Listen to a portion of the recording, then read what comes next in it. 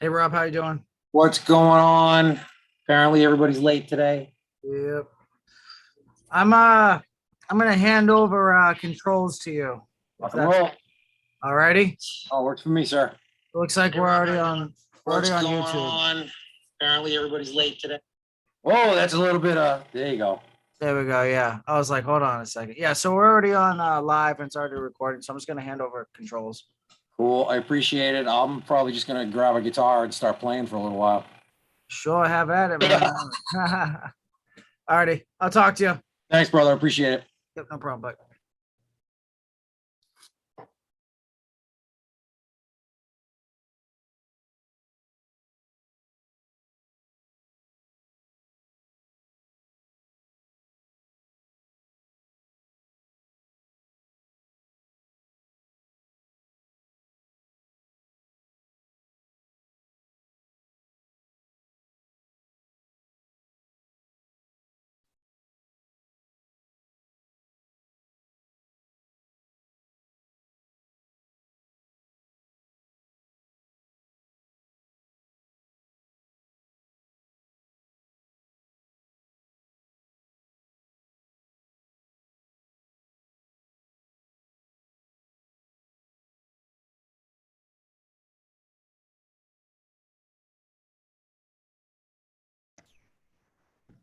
Hello.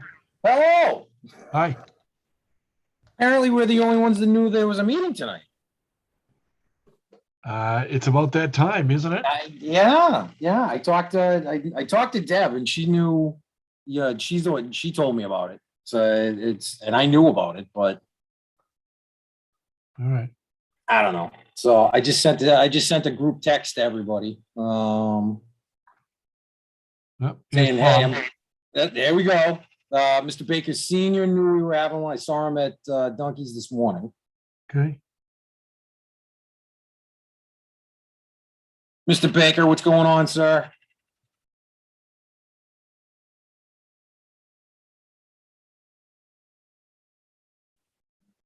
Yeah.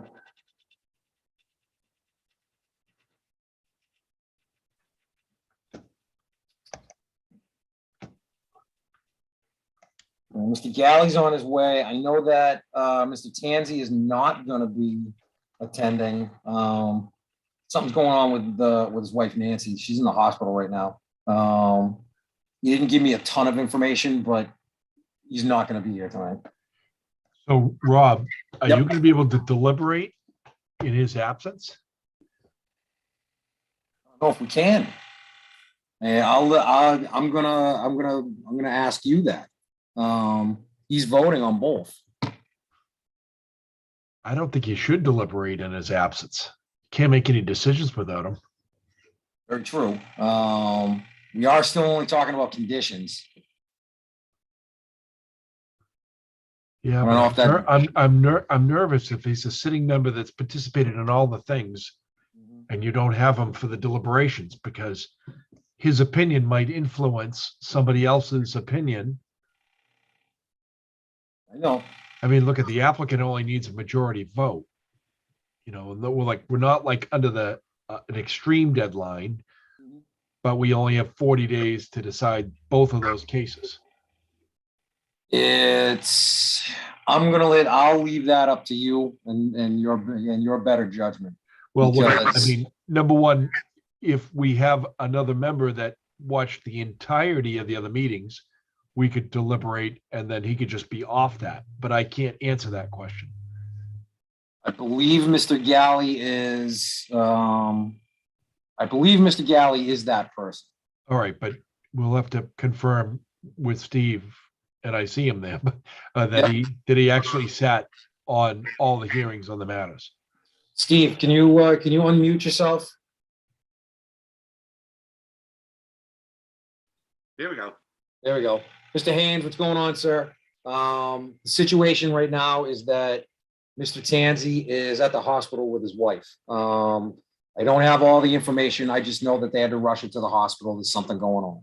So he's attending to his wife. He's attending to his wife right now at the hospital. Attorney Galvin has suggested that since he is a voting member, there's a possibility that we shouldn't be discussing anything. Again, without a voting member, but if Mr. Galley can attest to the fact that he's been at every single, let's say 320 Concord Street meeting, and if not, has signed the Mullen affidavit, then he can kind of assist his place. Submitted the document for the meeting that I watched yet. Deb asked me to send that to her, and I haven't done that yet. Okay. So, I mean, technically, I have not documented that I've witnessed the one meeting that I wasn't actually attending. Okay. But I've watched every other meeting that if I wasn't there, I watched them. All right. And I didn't get anything from Well, Mr. Baker Jr. look at the Mullen rule. Just let me explain this, and this is just for your benefit. But the Mullen rule only allows you to miss one meeting. So if you've missed more than one meeting, and now we're all remote meetings, but if you've missed more than one meeting, it doesn't apply and you can't decide the matter. Okay. Well, in reality, Mr. Galley has only missed one meeting when it came to 320 Concord Street. Okay. To my knowledge, yeah, I agree with that.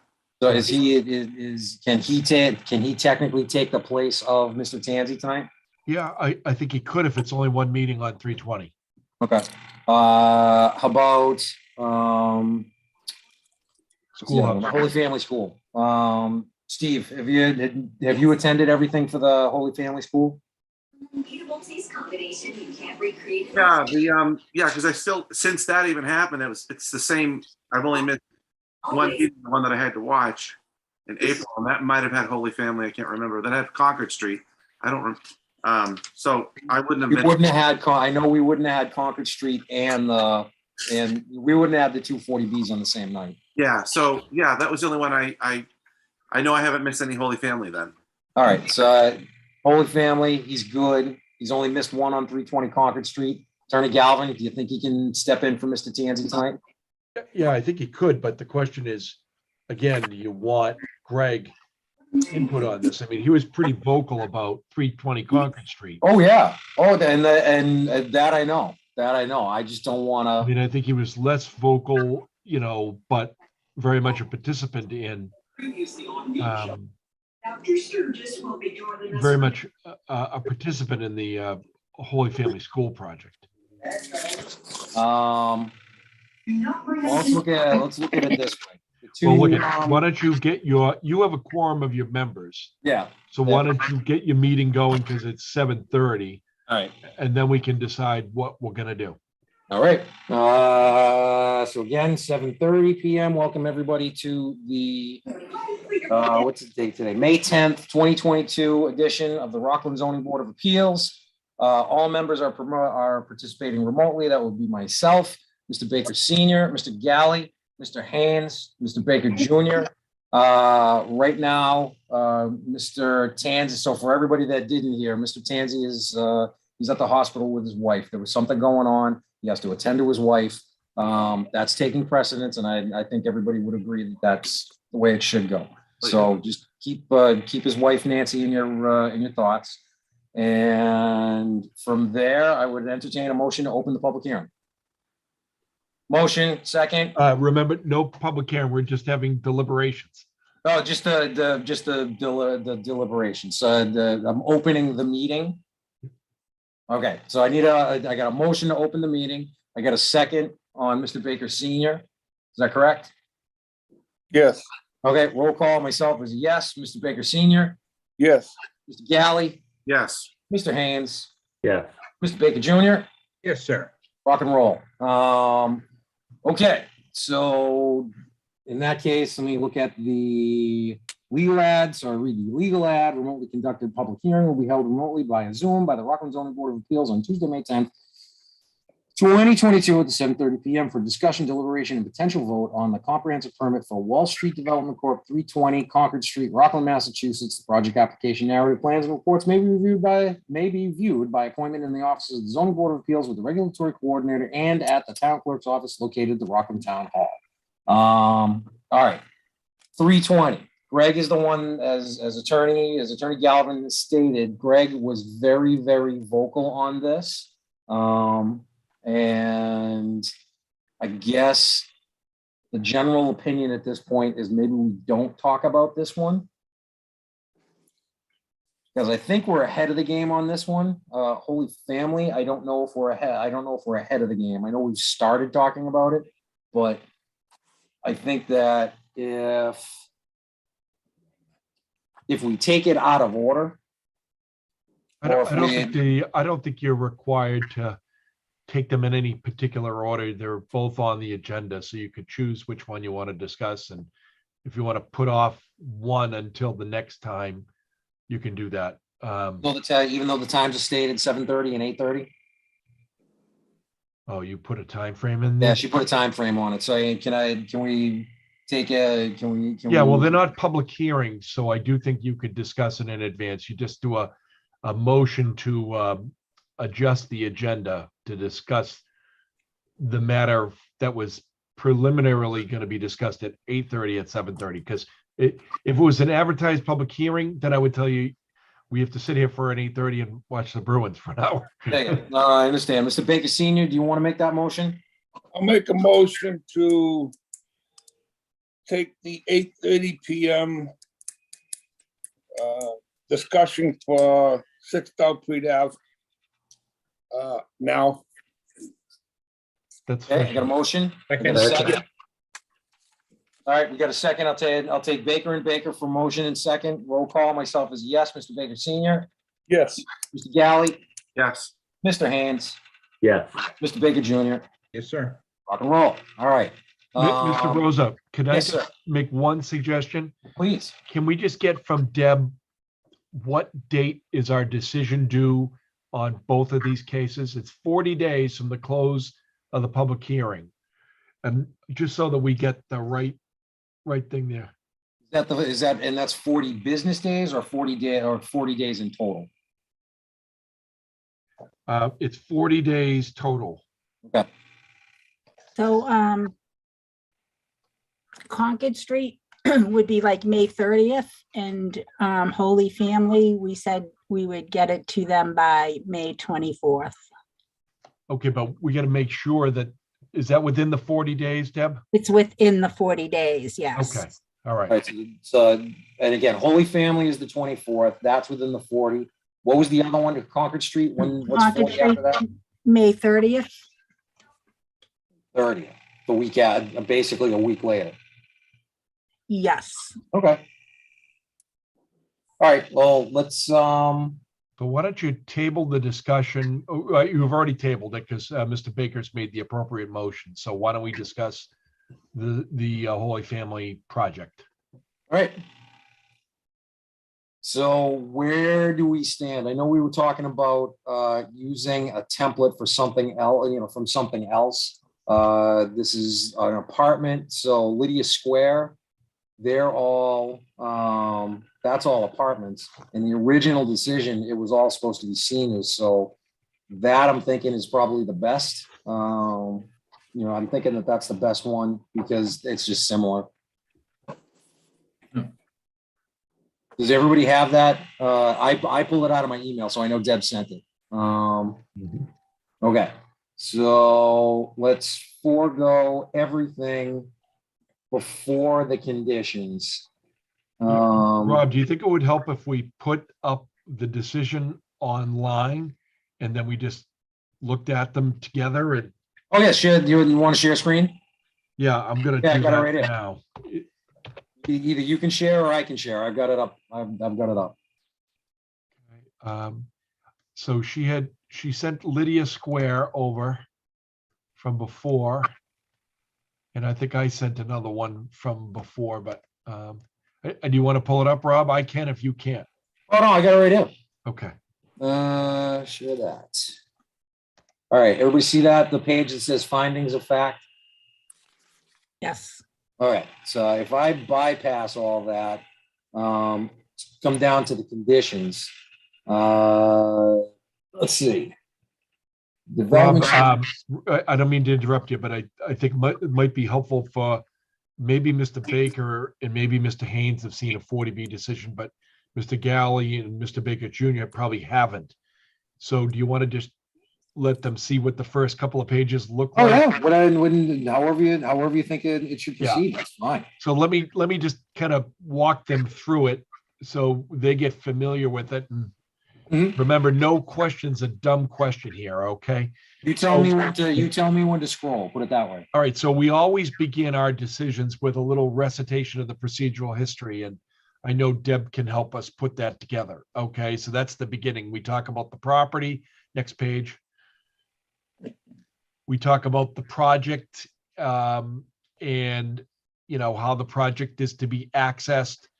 This is the same format we follow for all of our decisions, whether it's a for sale project or it's a rental project. Okay, so we'll do that there, and I'll work with Deb to try to make this decision. Okay, next page. All right, then we talk about the procedural history here, when they applied, what is being proposed, and then we list out everything that we received as a part of the record so that our decision has a basis in what was filed and received. And like obviously on Shingle Mill, for example, would have with thousands of things to mention, and would probably pull it out of the decision and put it in an appendix. But in a smaller case with lesser units, that hasn't gone on for as long as Shingle Mill has, would incorporate the things right in the decision. So the next page, you can see these are all like the updated stuff. Keep going, Rob. There we go. Yep. So This is just more. everything that we would have received. And then we put the listing of what we received from our peer review consultants there afterwards, like Pat Brennan's letters or anybody else that we had a review from. If we have anything from the fire chief or the joint water or sewer department, would put it all listed in this section. Go ahead, next page. So it's still the same stuff. Yep. Okay. So then we just list out who the technical review consultants were. Then we talk about what days the public hearings were held and conducted. Next page. And then we get into findings of fact. And the findings of fact, whether you're dealing with a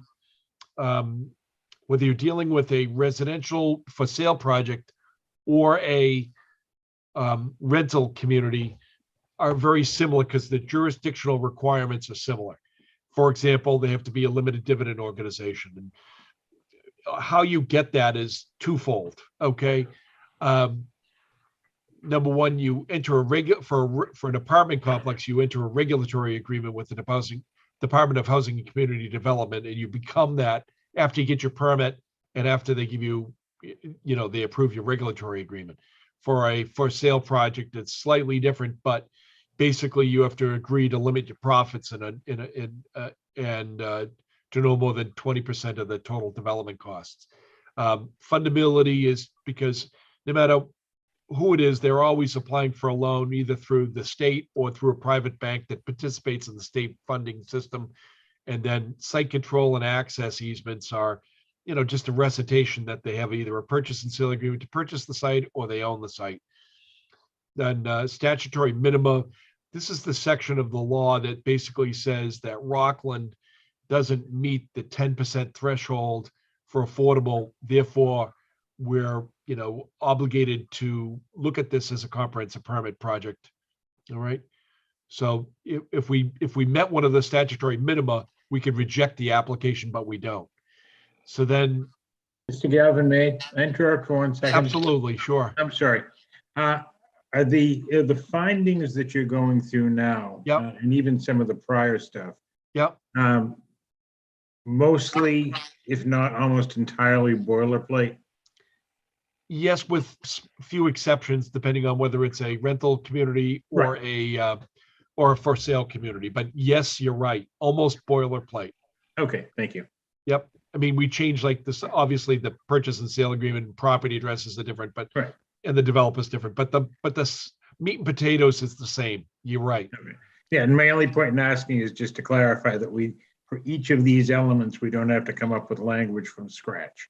No, but when we get down to our final vote on the final night, when we have a draft decision in front of us, I want to make sure that you actually make those findings and vote on those findings. All right. Certainly, thank you. So then, the statement there about local conditions, public health and safety, that's a boilerplate statement about something that you actually have to find that, that you've weighed, this local health and safety concerns against the regional need for affordable housing and find that the project is consistent with local needs. That's a very important statement, although it's boilerplate. That's your job right there. You're okay. So then the next section is obviously the vote, which you're all familiar with how to take votes, and then conditions. And what I think might make sense for the Holy Family project is to look at them one by one. Okay. And if we like the type of conditions here, why don't we ask Deb to basically make a note of it, and we'll start creating a draft decision using. Mr. Galvin, would Yep. you happen to have a Word document of this, of the? I believe I do. the Square one? Did I send that to you, Deb? No, I have the Howard and, oh, sorry. I have the Howard and Park in Word, just that one. You can send this to her in Word. I know that would be, because we were talking about PDFs and stuff like that and converting PDFs. You wouldn't be able to convert this PDF because this is a PDF. It's not a searchable document. Yeah, this one was a PDF made from a paper copy. So I'll just so you know, I'll try to check on that. All right.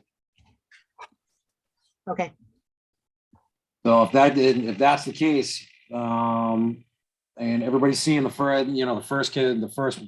condition that we've kind of talked about, development shall be constructed in accordance with the plans referenced and defined herein, and as limited by the conditions of this decision, any deviation from these plans conditions set forth in this decision shall require a modification of the comprehensive permit as set forth, blah, blah, and applicable revisions thereto in the board's rules and may be amended from time to time. That's, to me, that's still standard. There's really no change in that.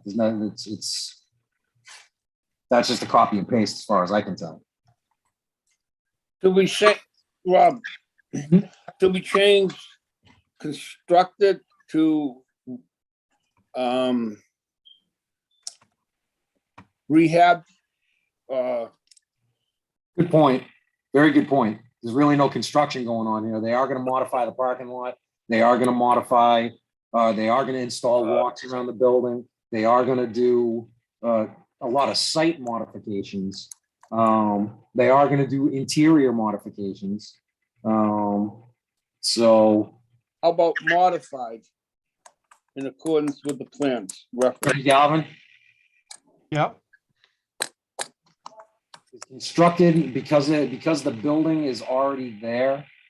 Is constructed the right word? Is the right terminology or Reconstructed.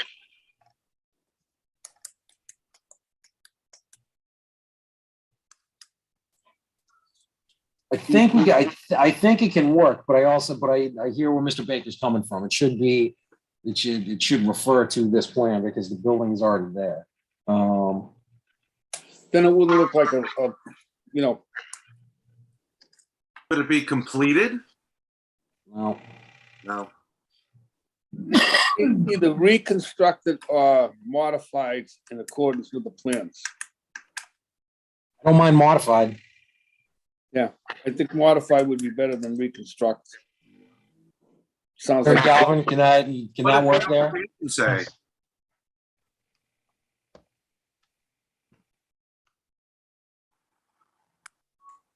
I think he muted himself. Oh, hold on a minute. Oh, Okay. you there? Okay. Some reason this thing got minimized. I gotta figure out how to get it back. There we go. All right. I was looking to see whether I had the Word version of that document. If not, I'll bet that Mr. Renzo has it and I can get it.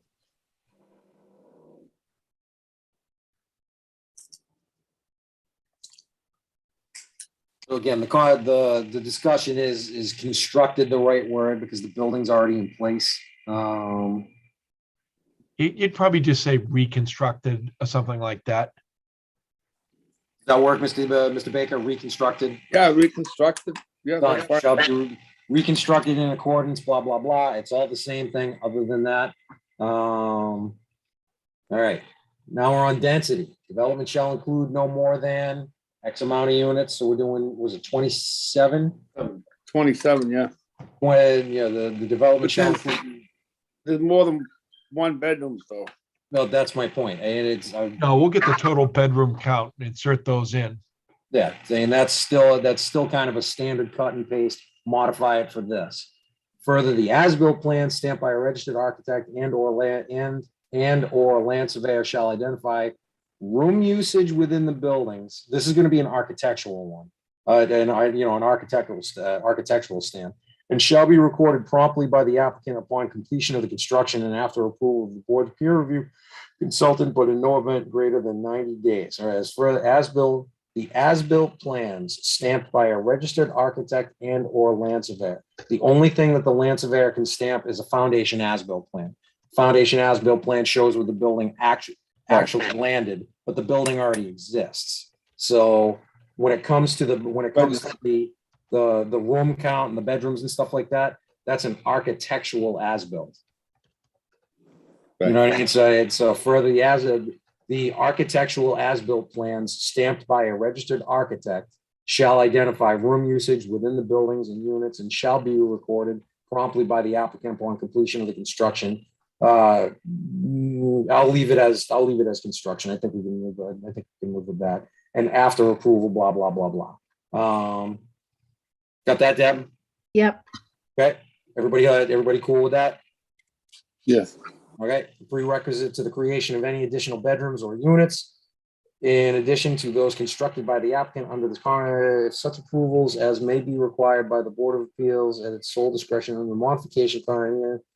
Application for modification shall be subject to engineer, a prerequisite to the creation of any additional bedrooms or units. So that's, again, sounds like a cut and paste, because if they decide, if they all of a sudden find hidden rooms or hidden area within the building that they can create another, another unit, then okay, fine. It's not going to happen, but okay, fine. The property shall not be further developed, divided, subdivided, or modified other than as expressly, again, I think that's a standard. And we might edit that slightly to saying it, remember they were going to come up with an A&R plan to carve this off. So Right. we would say the site after it's received its A&R approval will not be further divided or subdivided or modified, something like that. But that's generally what we would have.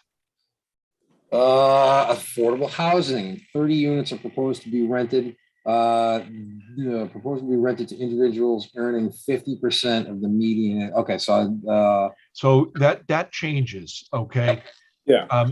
This project here, because it was a town project, it was the Housing Foundations project, had some what they called super affordables, okay? Super affordables are units that are capable of being rented by someone earning only 50% of the area median income, okay? That's not what this is. This is someone that's going to earn, I believe, 70% of the area median income, which is normally an affordable unit, okay? So we would change that. So all the units here that are affordable are going to be affordable to someone that earns 70% of the area median income. and that would, I can't remember, is that 25? They're saying 25% of the units, right? Yeah, whatever that is. 100% of the units, It was 100% of the units? Yeah, 100% affordable. Rock and roll. So 100, so all 27 units are proposed to be rented to individuals earning 70% of the median income. Skip the rest of that. For the purposes of this comprehensive permit, median income shall mean the median income as published. So basically, the first sentence gets changed to 170. Skip the second sentence. That's it. Yeah, you just fix some percentages, number of units and the percentage. Number 7, the individual units are estimated. Say again? A quick question about the percentage. I was trying to pull up the application when we were talking earlier. Mhm. I thought they said all 27 will be restricted to occupancy by senior applicants under 60% of the area median income. You're reading that from I'll have to someplace. look. You got it. I Oh. don't. It's not like their application or from page 2 of 81 on the website. It's the document called 6 Delpreet Ave on the website on the current project, the general documents. So I don't know if that's binding to us or that's binding, something that they proposed. We would want to just verify that with their attorney. Okay, 'cause it's their form, their document. Yep, it's probably right. It's probably right. Yeah, let me just start. Let me just do the stop share for a second because I want to look at. There we go. This is Maplewood. By the way, there was a gentleman in the chat, Mr. Hanson from Pond Street, that just wanted to make sure that Mr. Galley actually watched the whole of the meeting. And I explained to him that that Mr. Galley sat on every night of the public hearing on the Holy Family School, so there's no issue. And I think he's just generally concerned and wants to make sure we do the right thing. And I think it's a good comment, and I responded to him already.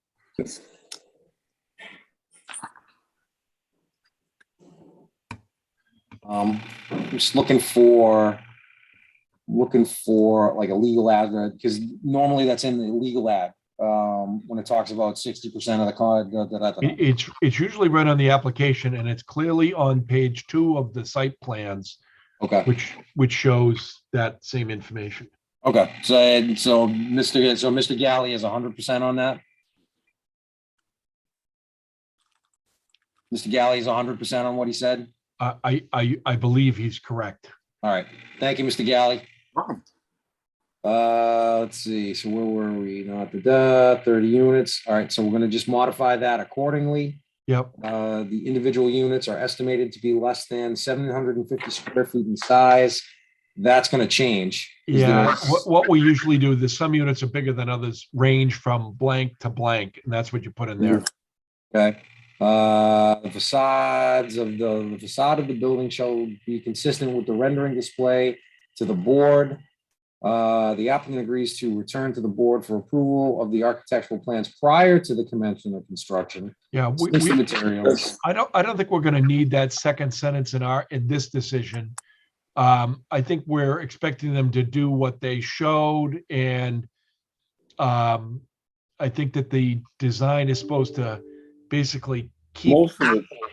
I think you're generally keeping the exterior facade in place. Yeah, that's why I'm like, they really didn't do any renderings, like really beautiful renderings, like Pond Street's has been doing, because they're not really changing the exterior of the building. Tim, do you agree with me on that? I think they've shown all the changes that they're making. Okay. So, but I think that something like this applies when elevations don't really specify as little, as much as color, type of materials, clapboards, shingles, color of roof. I mean, I think all those things matter. Mm-hmm. This does not have any, my only thing was that they agreed they're taking down the signage on the building. So in my estimation, they've shown us what they're building, including what they're changing on the exterior. Okay. All right. So for the most part, the first sentence stays correct. The last we can keep the last one in there. The overarching goal is to ensure that the proposed building design will fit it. That doesn't work either. I think the second sentence should stay and the third go. just in case they want to change, make the facade bigger, or the elevator doesn't sit where it's supposed to. Yeah. No, I did. I think they've, I mean, just again, this is just my opinion as on the subject of their architectural plans, but they've shown us elevations of the building as proposed. And so as long as the facades are consistent with the rendering displayed to the board, in our case, they didn't display renderings, they gave us elevations. So we could say the facades of the building should be consistent with either the plans submitted or, with the elevations submitted in the plan. So if we keep number 8 in there, first sentence works, second sentence works. The last sentence doesn't really work because the building's already there. So I'm actually saying the second sentence is irrelevant in this case. it's irrelevant. The building, there aren't materials that they need to show us Okay. that they're selecting. But as long as it's consistent with the elevations and the plans that are submitted, Well, then brick. I have no problem going along with Mr. Haynes at this point. Delete everything except for that first sentence. Yeah. Everybody okay? All right. Yes. Next one, the applicant shall comply with all state and federal tenant selection policies and procedures. That stays. Prior to conducting a lottery, the proposed lottery, that stays. The applicant shall pay all lottery and that stays.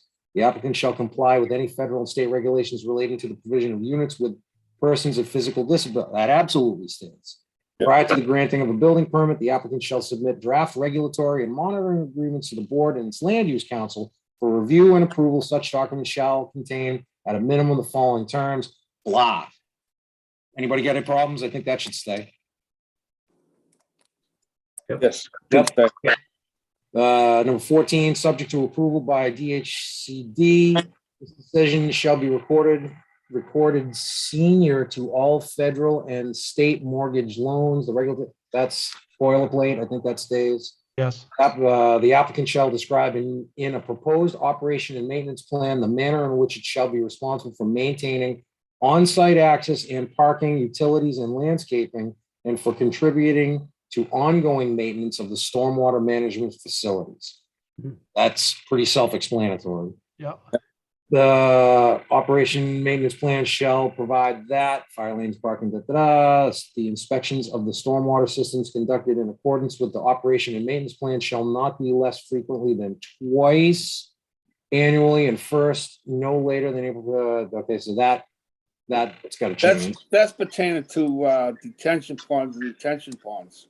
Inspections of the stormwater systems conducted in But it accordance. could also be the stormwater pipes that connect into the town's system Yeah, too. Chris, So- you're right. All right, so the first, no later than date to be discussed, and the second, no later than date to be discussed each. Oh, actually, Yeah, no. it's just once in the spring, once in the fall. Yeah, and written shall be filed within 15 days thereof with the board and with copies of the Board of Health Conservation Agent and Stormwater Management Plan Supervisor and or local other local agencies of interest. Rob, just to let everybody know too, there's going to be a new stormwater drainage department starting July 1st. That's going to be doing all these reports and the inspections of the pipes and stuff. They're drafting up the rules and regulations on how they're going to do them. So it might be more frequently that they're inspected. Well, these are the inspections of the stormwater system conducted in accordance with the operation and maintenance. This is with the operation and maintenance plan. This is theirs, not the stormwater committee, not the town one. This is their own personal ones that they. So the only thing that the conservation agent, the stormwater management plan supervisor. So I guess that they would be giving it to That him. would be great.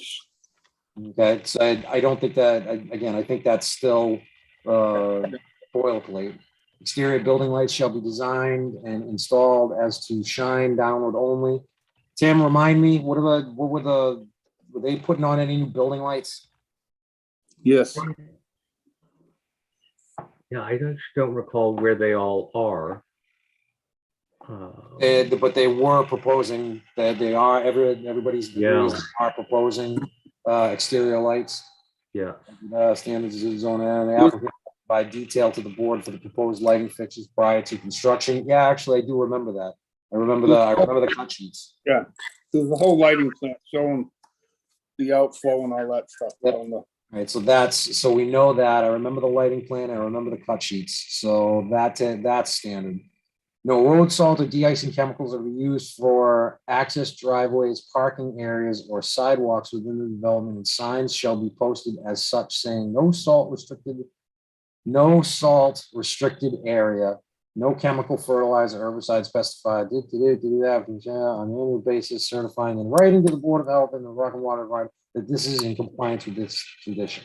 Again, standard. I think that should stay in there. is that true? Is that used everywhere, or is that just in particular areas of town? The Norman Street one is a no salt area because it's That's bordered mountains all the way around. Wetland. wetland. It's like a moat out there. Yeah. I mean, I don't see this being a bad thing. I mean, but again, I don't know what the church does currently. I would assume that the church does salt the driveway. They salt and sand it heavily. All right, so they salt and sand it. So I don't know if I would think for senior housing. Yeah. I'm just saying, I'm not in compliance with this rule. So, no, I neither am I. So I mean, I think the no salt, the restricted area, the no salt and not salting the sidewalks and stuff, that can go. But I appreciate the no chemical fertilizers, herbicides, pesticides. I appreciate that. That's a general environmental friendly condition that I think should stay. Right. So we can take, so for this letter D, if we take out the first sentence, we should be able to use the rest of it. Okay. The applicant shall comply with any conditions imposed by the Rockland Conservation Commission and or DEP with respect to all wetland resource areas under the map. We can leave it in there, but again, the only thing that the Conservation Commission has basically gone on record and said is that if something happens to the wetlands, let's just say that a spill happens on site. All right, it gets into the drainage system and eventually gets to a wetland. Somebody sees it, then it's an enforcement order. It has nothing to do with a wetland being 100 feet or with less than 100 feet. So I don't know if this actually applies. I don't think it does. There is no wetland resource area that they're directly responsible for.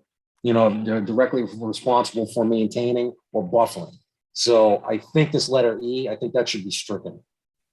Those lines don't come out to open air areas Okay. until Webster Street. Down below. It's still I think it still goes back to, which is the one that if we take that out, it goes back to the letter B, the inspections of the stormwater systems conducted in accordance with the operation and maintenance plan. And quite honestly, within the operation and maintenance plan, I do think that all basically all drainage structures that are affected by this within the general vicinity, at least on Delpreet, the catch basins should be cleaned. Basically, it would be like starting from scratch. If we make them clean all the catch basins, I'm assuming, I think Dave Taylor said that most of these drain pipes, and Mr. Baker, you can probably help me here. I think they've been cambered. I think they've been looked at. I think they're in good condition. Yes. If we make them start out and make sure that all drainage structures, most specifically along Delpreet, are clean, ready to go from day one. At least if we do that, then technically for the life of the project while they're under construction, they probably wouldn't have an issue with anything getting into a well. I don't know if we can do that. I don't know if we can make them do that, but. His email or your email, it said that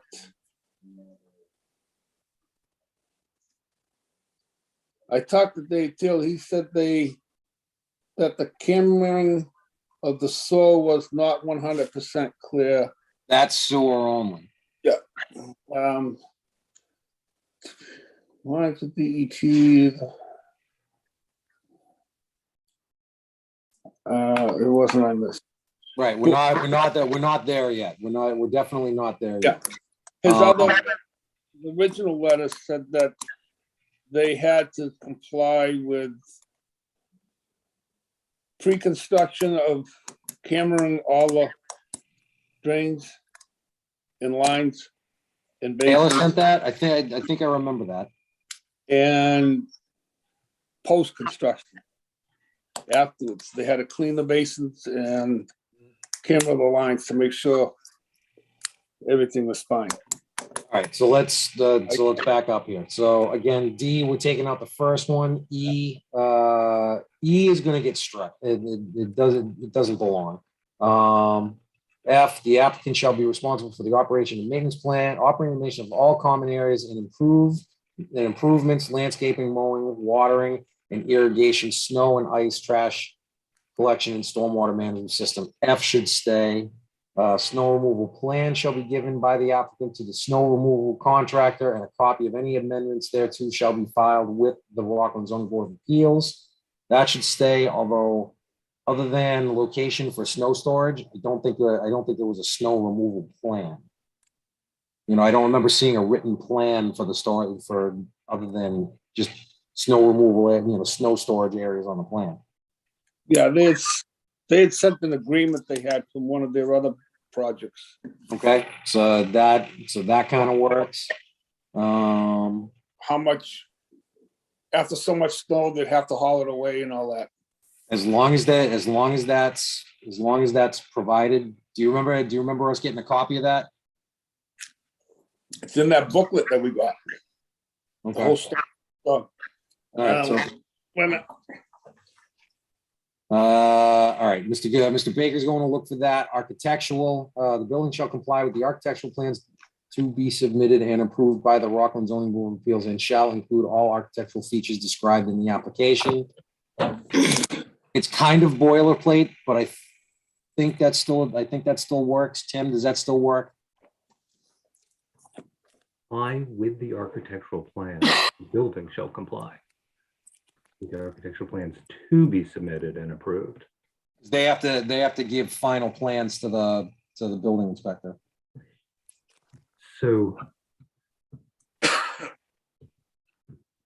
I'm just pausing on the part that full plans submitted and approved by the ZBA. I mean, I'm fine with it, but it doesn't say, it doesn't say submit plans to the building inspector that are materially the same as what you've already submitted, so it's kind of, I think one of the things we've been talking about is having this, sort of things going to Tom and Tom going like, yes, that's what they submitted. Attorney Galvin, Mr. Haynes has a point. How do we make sure that this is actually what we want to say here? The bottom line is, do we want to see them? Right. Or have some All right, so process? here's the way the law works. I mean, I think that they've given us final architectural plans. And as long as the building commissioner is satisfied that those are sufficient for his purposes and they're consistent with what you've approved, I think it's his call to say he's satisfied. If he doesn't think he has a final set of plans, or he reviews them and they're different from what was approved by you, then that would come back to you to decide whether that was a material change. The building shall comply the building shall comply with the. Might suggest that you just say the building shall comply with the approved architectural plans referenced in this decision. Any material changes to the features, if they are material, should be approved by the building commissioner or the ZBA in the event that there's any uncertainty or something like that. So really, it's there were two words in here that I was focused on. It was the to be. So, yeah. So if we simply take out to be submitted, we just say the building shall comply. Yeah. Yeah, I think you're right. I think you're right, Tim. Great. That's easy. Building shall comply with the architectural plans. Period. Scratch. Period. Submitted and approved. All building fixtures and appliances shall comply with the Energy Star, That I think that works. Rob, Okay. excuse me? Yeah. In our folder, the folder they sent out to us, Mhm. that nice presentation put together, Apex P, as in Paul. Schoolhouse apartments, Rockland will rely on a private contractor to conduct snow removal for the roadways and parking areas on site. The snow removal specification sheets from Clareton Hill Towers Mhm. included at the end of this plan provides a more detailed explanation. And the remainder of the site will be cleared by maintenance staff. Deb, can you either coordinate with Mr. Baker to make sure that we're both looking at the same thing? Because it sounds like you're gonna have to make sure you take all that information and put that in here. There's 10 pages. I think that should be, technically, that should be its own separate document, because if we're gonna refer to a snow removal plan that they've given us, I think that should be separated into its own document. Actually, this whole book should, that they gave us, pretty in detailed on exactly what they're doing. As far as the site plan. I'll tell you what, that's my problem, because I don't get paper copies. I don't get hard copies of anything. So this book, I don't know what you're talking about, but it sounds like, and yeah, everybody got it. This is substantial. Beautiful. It's unbelievable. They put everything right down the line. Is it separated as an exhibit? Yes, Yeah. exhibit A, B, C, D. All right, so they gave us an All exhibit the- number. All right, if they gave us as an exhibit number, then Deb can refer to it as exhibit number, whatever, from package submitted on date, blah, blah, blah, right? March And 21st. Okay, so that's how, so when it comes to the snow removal plan, you know where I'm going with that, Deb? Yeah, what exhibit is it? Exhibit P. Exhibit P is in Peter? Yes. Okay, thank you. Yes, Peter. All right. All right, so we're good there. 17, we already took care of. 18, we already took care of. Site development and plan approval. Let me read this. Prior to any ground disturbance, the applicant shall provide to the board for review and approval by its consulting engineer 6 complete sets of the final full-size site development plans, including contract documents and specifications, site development plans for the total project, and 3 complete sets, 11 by 17 of reduced copies, as well as an electronic copy on disk in AutoCAD, really, or other approved format. AutoCAD shall be given to the ZBA and the town clerk and shall be stored in town's safe. All plans shall be stamped by a professional licensed or registered by the Commonwealth of Massachusetts. Shall be stamped by a professional, licensed or registered something by the Commonwealth of Massachusetts as appropriate. Oh, okay, I understand where they're going there. As appropriate and as required by the board's rules. Such site development plans shall be consistent with local requirements not waived elsewhere in this permit and the state and federal codes, to include but not be limited to the following plan sheets: landscaping and planting plans, utility plans, grading and drainage, wastewater and stormwater systems, an existing conditions plan, site layout, detail sheets, and lighting plan. It's still pretty much boilerplate, I think. Everybody agree there? Yeah, okay, so that's Yeah. pretty much boilerplate. The site development plan submitted by the applicant for approval by the board shall be a conformed set prepared to a final design level of detail incorporating all revisions as identified herein. All revisions and conditions of approval required by the board shall be, and all revisions and conditions of approval required by other agencies and parties having jurisdiction, including the town of Rockland. Again, still boilerplate, I think. Yes? I think so. The following items shall be included with the final design submittal. Test hole data. There are no test holes. I don't think there are any test holes. So A, that can go. Proposed profiles showing road, driveway, drain pipe, and sewer elevations. Because it's a parking lot, they don't typically do profiles. So B, that's not in here. Drain pipe and culvert sizing calculations. I don't think they have to do that. Because again, we're not dealing with detention basins and severe drainage.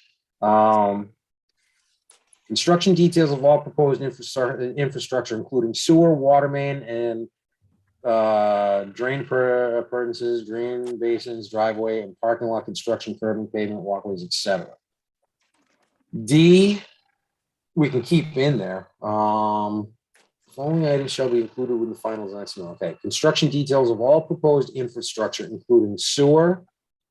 You can, instead of saying water main, you can say water service and drain appurtenances. Drainage basins, you can take that out. You can put it in. You can put in catch basins as opposed to drainage basins. Driveway and parking lot construction, curving, pavement, walkways, etc. So that can update on D. Deb, you got me on that? Yep. Yep. Okay. Landscaping details, that's a given. Construction details for the wetland crossing, that comes out. We don't have the wetland crossing. Locations of wetland, that comes out. We don't have that. Sediment and erosion control plan and details that we should have in there. Construction period and post-construction stormwater system operation and maintenance plan. They're dumping into the town system. They're dumping into the drainage system. I'm wondering if this is where we have to put in, Bob, did you get were you tagged in that email about the roof drains going into the sewer system? Yep. I have it.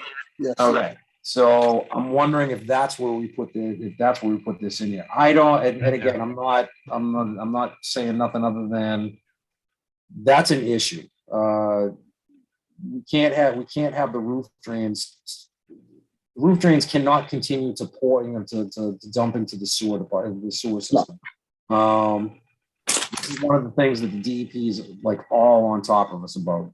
So again, I don't know how to handle this. To be Any ideas? in compliance with DEP and the orders on the sewer commissioner, sewer department, and with MS4 stormwater permits, any connections of roof drains to the sanitary sewer system need to be terminated. Okay. We put that in there. Again, the heading for this is the following items shall be included with the final design submittal. Attorney Galvin, is that the proper place to put this? Yeah, I think it'd go there. Okay. Bob, do you have that typed out, or did you just handwrite that?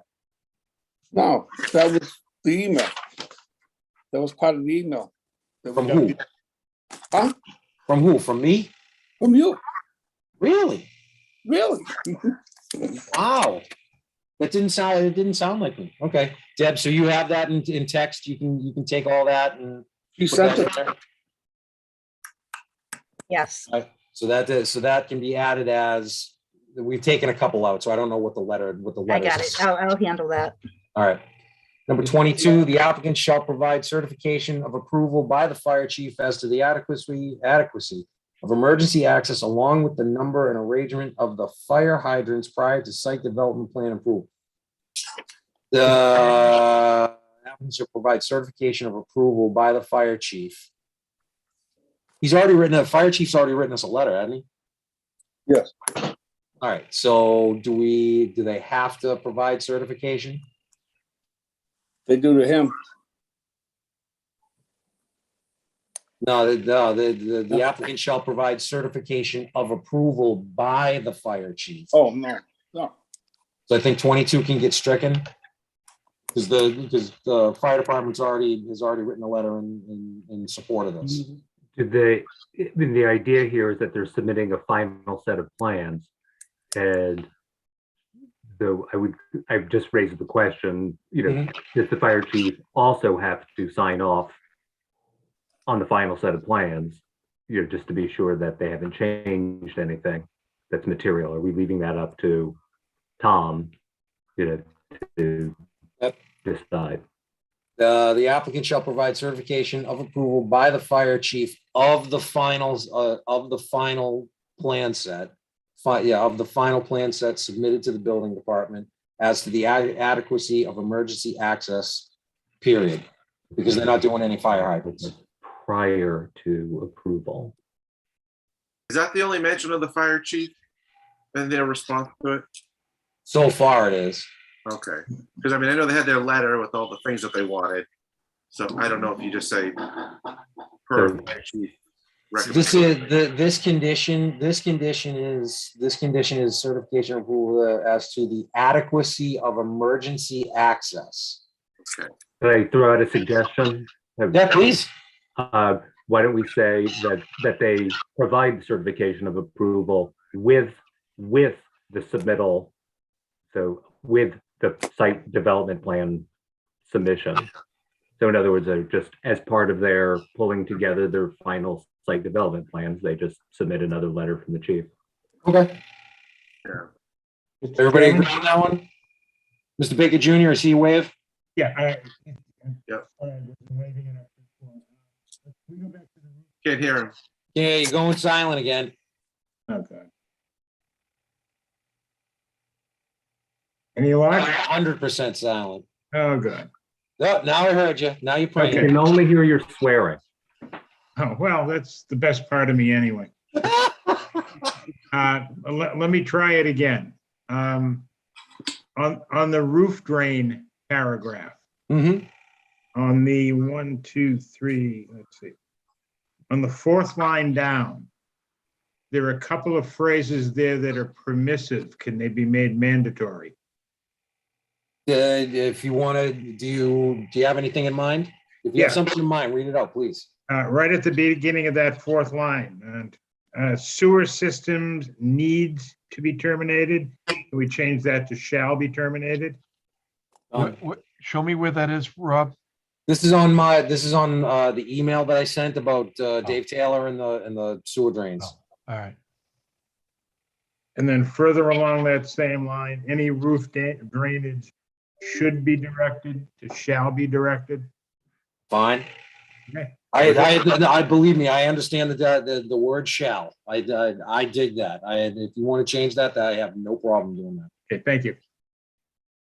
Well, we do have an email from the sewer superintendent with 2 conditions that he wanted to. Clay pipes will need to be replaced from the rectory church to go around the proposed project and not underneath present school. That's it. Change of direction manholes will be dropped into the sewer for both project scopes in church rectory. Lines will need to be cambered and flushed upon completion. Pre-cammering work done by town and sewer. Project will still need to come before the board for sign off and our approval. Superintendents for recommendations. So those are the two conditions the SOAR asked us to do. Yeah, well, see, we never got, I don't think they got approval from the sewer commissioners or the sewer department. So that has to be in there someplace. It does say that. Project will still need to come before the board Right. sign off. I just don't know where to put it in here just yet. Okay. I don't know where to put that, but that is we're gonna have to separate that into probably two conditions. Number one, final approval of the final plan set by the sewer department and the sewer commissioners needs to be sought, or something like that. So that's definitely one. What was the next part? Talking about the clay pipes? The clay pipes will need to be removed. All right, the clay pipe going around, they've already talked about this. We've already Right. done this. That's getting deflected around the building. And instead of doing a doghouse manhole, what they're gonna do is they're gonna replace, at least they were supposed, this is what they agreed to. They were gonna replace the existing manhole that both the church and both the church and the rectory are dumping into. That's gonna be where they start the deflection around the building. Does that have to be a condition? Does that have to be a condition as stated as we're saying right now? Because again, they didn't do that on the final plan set. We recommended it after. And they said, yeah, that's probably a better idea because the way they had it, the easement was actually going through the building, a little Right. portion of the building. They said So, they were gonna have to talk to the church to see if they could go on their property to tie that line in. yeah, that's not going to be an issue. That's not going to be an issue. Right. If it really comes down to it, you include the sewer easement around that. The church would have to give an easement over that sewer manhole. Right. So I don't think it would be an issue, but you would probably want to see that on the A&R plan. And the church would have to do something about that. They would have to. Make sure Tom sees that on there. Yeah. So This is it. So I Mr. think- Attorney Galvin, do we have to, because this was not a part of the last plan that we put on, that they gave to us, because it was discussed only at the final meeting that we had with them, does this have to be a condition? I'd make it a condition. Okay.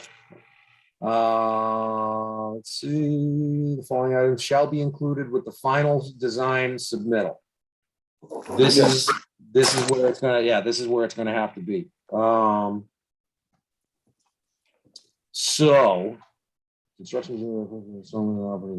okay, so the next one, we got to talk about, first and foremost, we got to talk about the roof drains going into the sewer system. The roof drains going into the sewer system is not 100% known. It is assumed at this point that it's going into the sewer system because they don't see any other pipes coming out going into the drainage system. They know that the roof drains come through the building, go through the slab, but nobody can confirm 100% as to whether it goes into the sewer system or not. Attorney Galvin, not Attorney Galvin, Mr. Baker Sr. He made a suggestion about requiring a dye test to 100% figure out where this roof drainage is going, whether it's into the sewer system or it's into the town drainage system. I think that should be in this set under the following items shall be included with the final design submittal. So the first thing is that a determination as to where the roof drainage ties in should be a condition with the final design submittal, because the final design submittal is going to have to include, if it does go into the sewer, well, they're going to need an on-site storage system. If it doesn't go into the sewer and it goes into the town drainage, it is what it is. It's an existing condition, and I don't know if we can really make them change that. But Dave Taylor says that in order to be compliant with this MS4 stormwater, whatever it is, they technically have to terminate that and store it on site anyway. Attorney Galvin, do you know what this MS4 stormwater permit thing is? Yeah, I mean, it's the town's stormwater permit that's required by, I think, the EPA. And, you know, you're not allowed to connect into the town's sewage or a stormwater system, which results in, you know, basically ultimately going to one of the rivers or streams or water supplies or wetlands without having a certain level of treatment. And you can't discharge it to that system unless it's, I think it has to approximate the same volumes. There's a quality and a quantity component to that. And I apologize for not knowing more about it, but perhaps we could ask Pat Brennan to develop an appropriate condition for this. Were you tagged into the email where he did email that?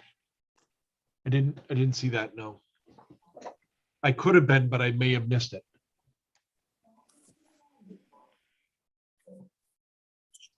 Right here.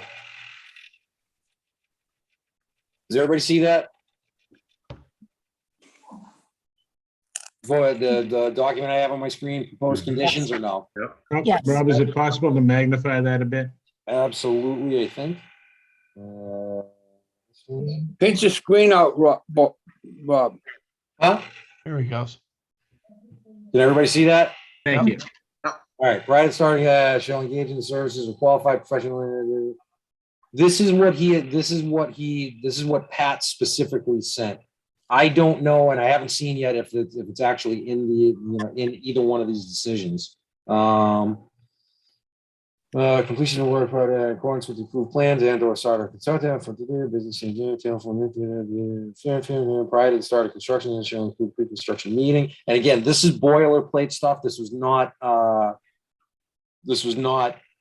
anything project specific. Prior to the start of construction, the applicant construction schedule. The applicant shall provide the zoning board with up to $5,000 to replenish the peer review. Such funds will support consultant review on the project plans, including as-built plans. Such funds are not to be okay.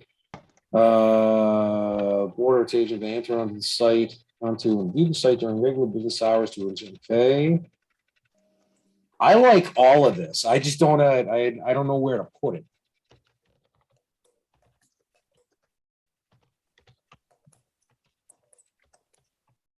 I think what we got to do is probably, maybe if Deb takes an initial crack at filling in some of the blanks, I think that this email and the decision could then come to me, and then I could try to synthesize it.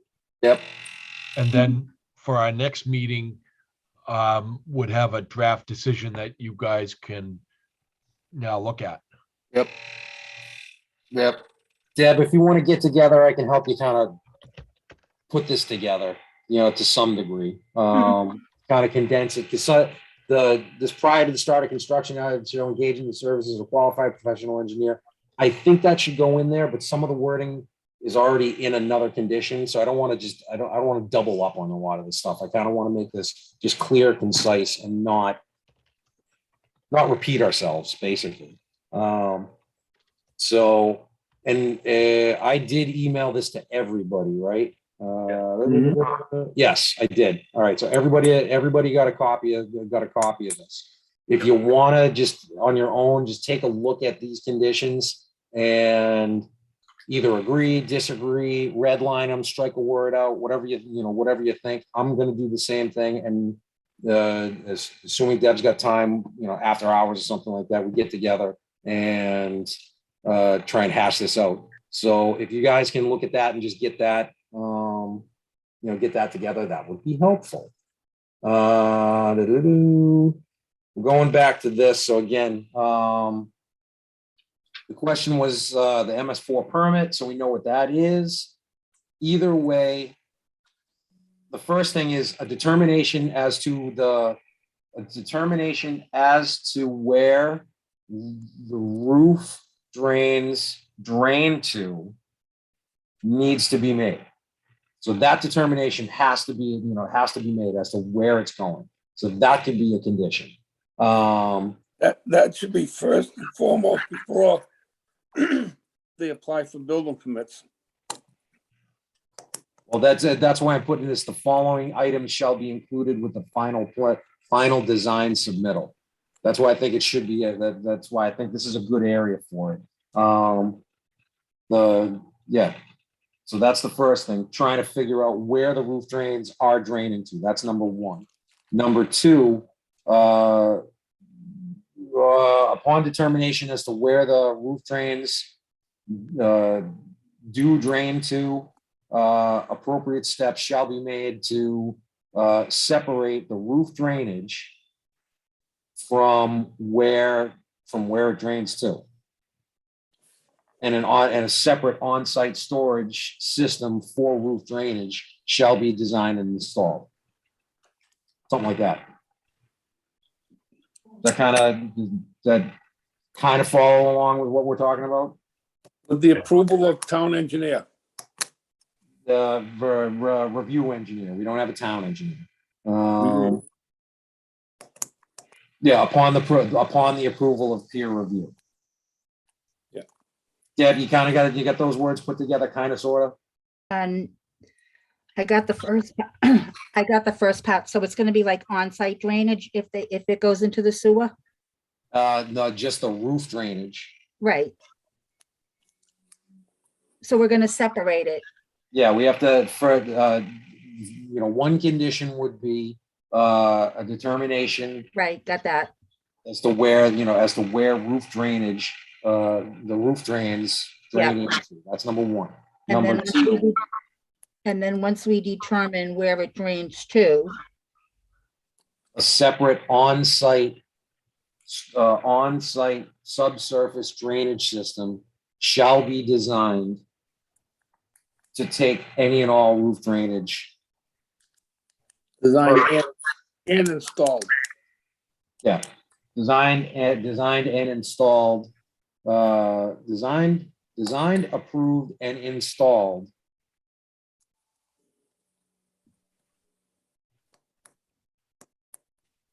I'm trying to include Pat Brennan in this. and approved. By the For approved plan. With the approval of the peer review.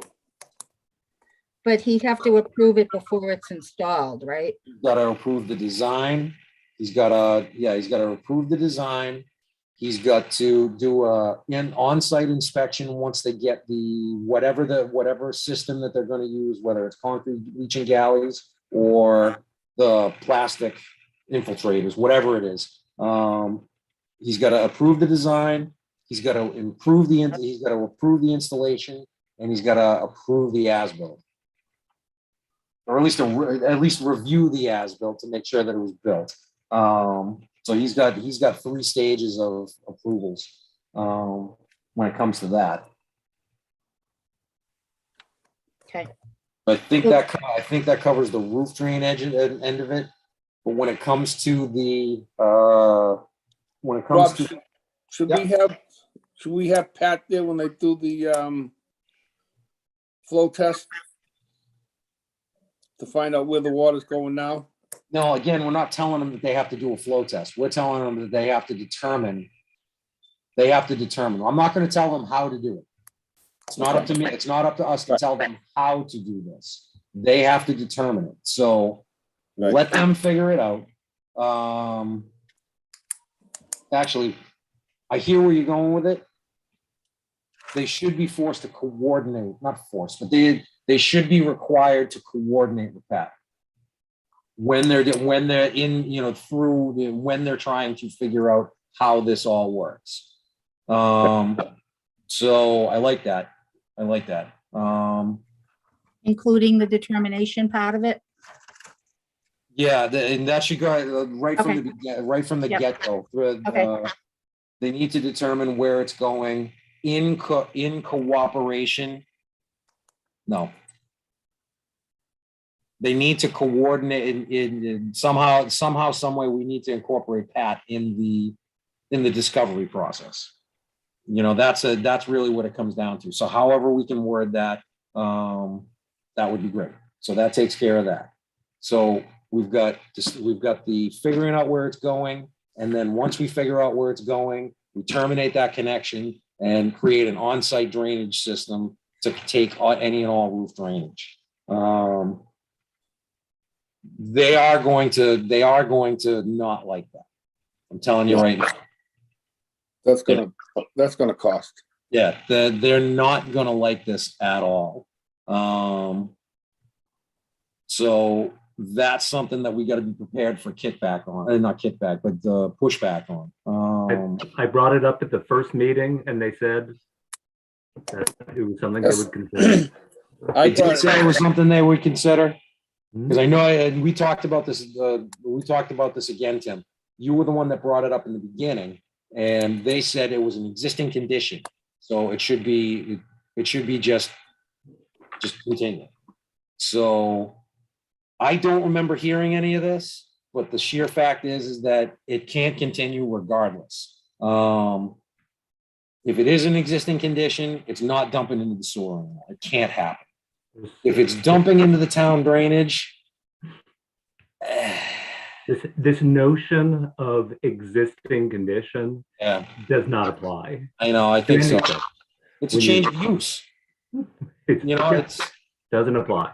No, I agree with you 100%. You'd like to do this, you have to do that. You know, that's how this works. Then I don't say, I want everybody to understand that we're probably going to get pushback on it, regardless of whether they said they'd think about it or not. I feel like they're going to give us pushback on it. But the other way to look at it is, if it's dumping into the sewer, it's got to get terminated. If it's dumping into the municipal drainage system, technically, roof runoff is considered clean when it comes to the difference between parking lot runoff versus roof runoff. The roof runoff is technically considered clean because it doesn't have any of the oils, it doesn't have any of the salts or chemicals that parking lot, sidewalk, anything that you drive on. So if it came down to it, if it does go into the drainage system, then I say make them put in like one of these storm scepters or something like that. That does the treatment, basically the treatment of the storm water, which technically is considered clean anyway. So at least it's kind of helping the situation. Or if they did some sort of on-site detention,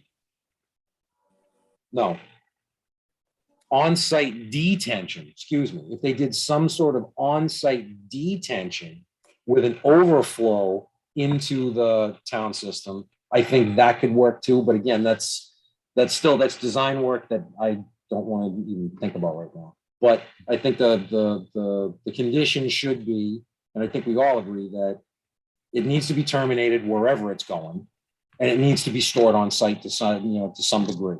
So we've got those conditions. Everybody's cool with that? Yes? Okay. Yeah. Let's see. So we got to put that in there. So that takes care of the roof drains. Now we got to refer to the existing manhole and how they're dealing with everything around it.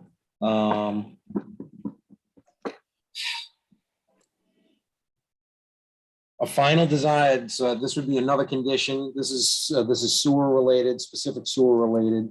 Final design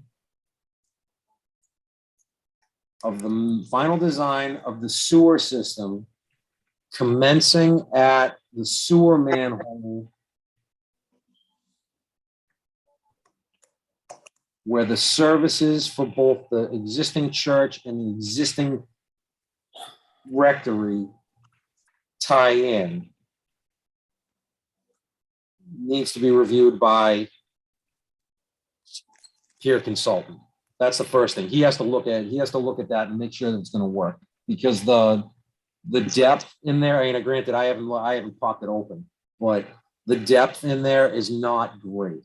And it was, based on the numbers, I think there was only like 2.5 feet cover over the pipe. So without reviewing every single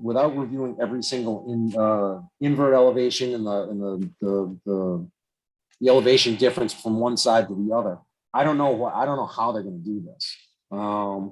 Because right now it sounds like if it's up here, it's only 2 feet. By the time you get down to the church, it would have to be a minimum of 4 feet below the church, underneath, a minimum of 4 feet underneath the slab at the church.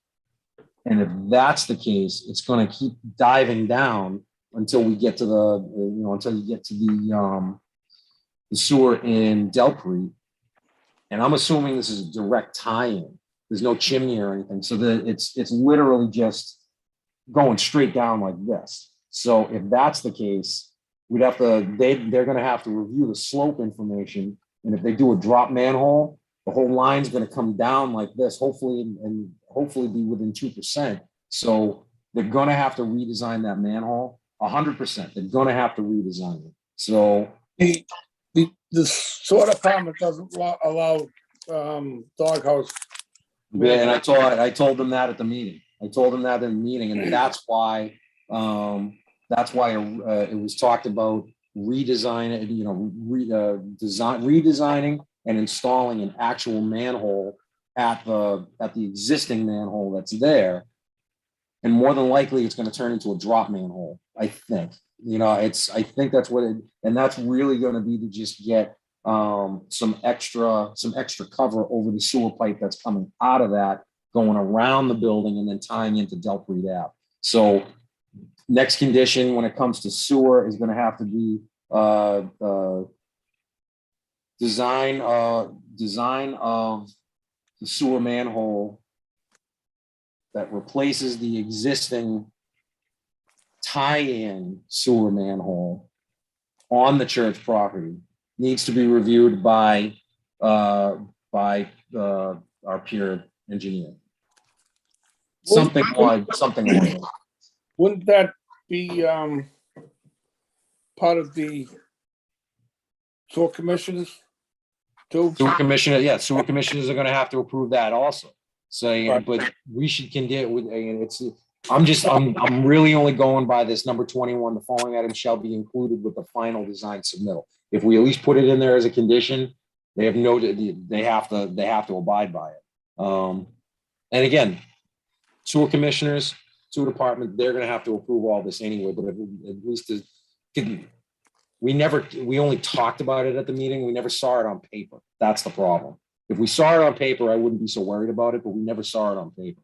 So, some language about, the design of the sewer manhole that the church and the rectory tie into must be approved. It must be reviewed and approved by peer engineer, sewer department, and sewer commissioners. Something along those lines. From there, sewer connection from the newly installed manhole shall be reviewed, approved, reviewed and approved by peer engineer, sewer commissioner, and sewer department. Maybe there's a way we can turn that into one statement, but everybody's got to look at it. That's basically what we're saying. That takes care of two of Dave's things. Mr. Baker Senior, what else was he talking about in that email? Let's see. Road refurbishing from curb to curb is required from road utility tie-in to utmost tie-in. All right. Any and all roadway disturbance shall be Pavement Patch for first year with a full patch the following paving season. Deb, did you get a copy of this? I think so. Yeah. Sounds familiar. This was in the email. we Need got. to, Deb, The patching and stuff, right?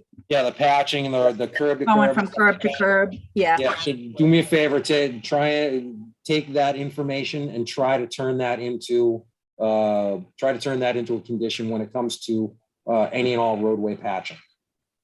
because he mentioned that they has the option to pay the highway in town Right. to do the thing in lieu of them doing the work and stuff.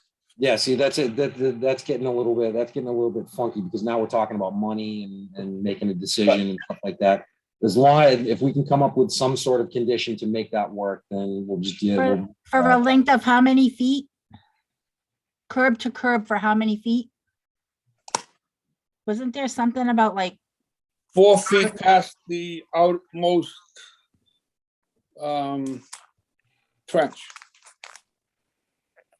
okay, 4 feet past the 4 feet past the extent of the outermost trench before and after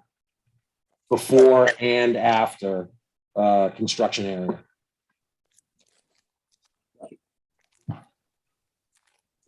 They What else forget was about it anyway, so he's gonna give them all that. Oh, I dig it. What else was in that? That was it. Which is it? Was it the second email that he talked about recommending removing the pipes or replacing the pipes from the church and the rectory? Was it that second email? It's in Yeah. the one we're talking about, 425. Clay pipe will need to be replaced from Rectory Church to go around the proposed project and not underneath the present school. Chain and direction manhole will be drop-ins for sewer from both project scope and church rectory. And then That was kind of a confusing email because I talked to him at that time. He wasn't referring to the pipes from the church and the rectory. There was a second email that came through that he did recommend changing it. There was a second email that came through. So it's at first he didn't say that, but then he came back in a second email and recommended that those clay pipes from the church and the rectory also be removed and replaced with PVC. And what I'm reading was the email Deb sent us today. That was an old, But it was from April. So if there's another email, it's not the current one that we just got. yeah, there's another one that came through. And I'm just gonna go to my email real quick. Rob, you're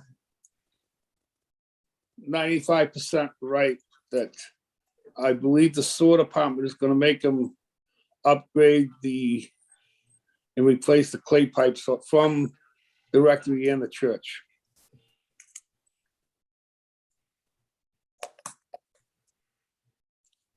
Yeah, I don't have it. Damn it, why don't I have this? I swear he emailed me on this. I swear he emailed me.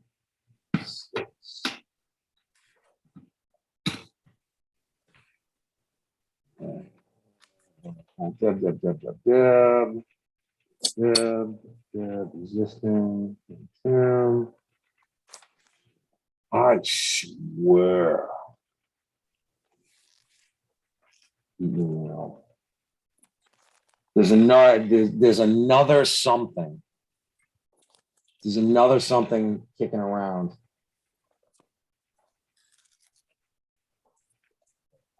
All right, hold on.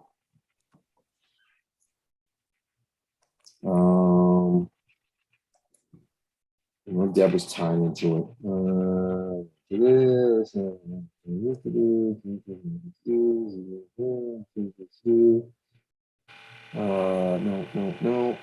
Thank you. Hold on here.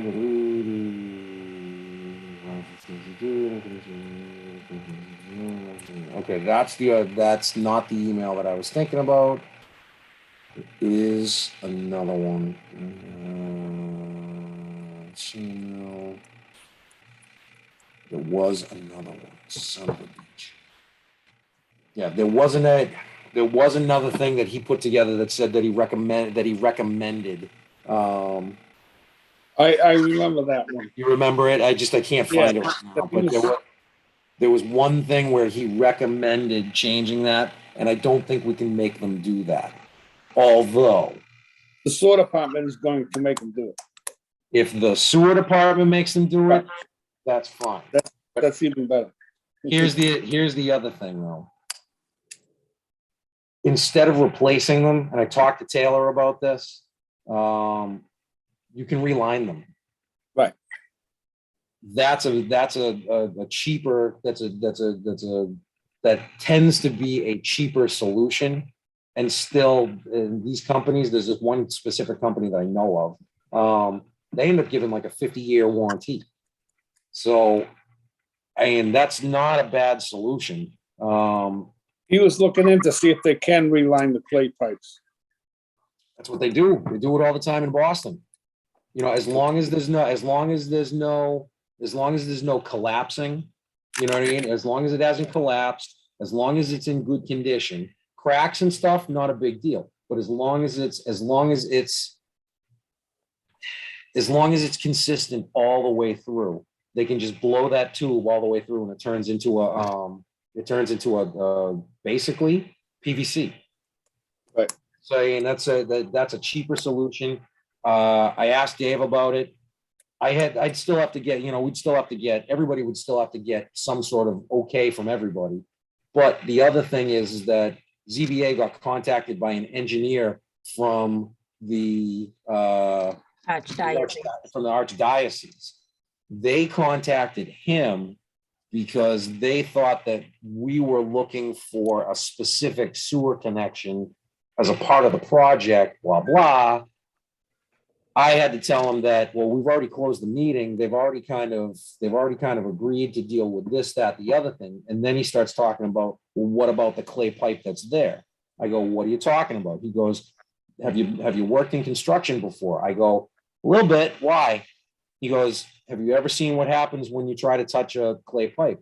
I go, yeah, I do. I have. And I've seen this firsthand. The second you touch it, it starts to disintegrate. So he's concerned with that. I think he was going to end up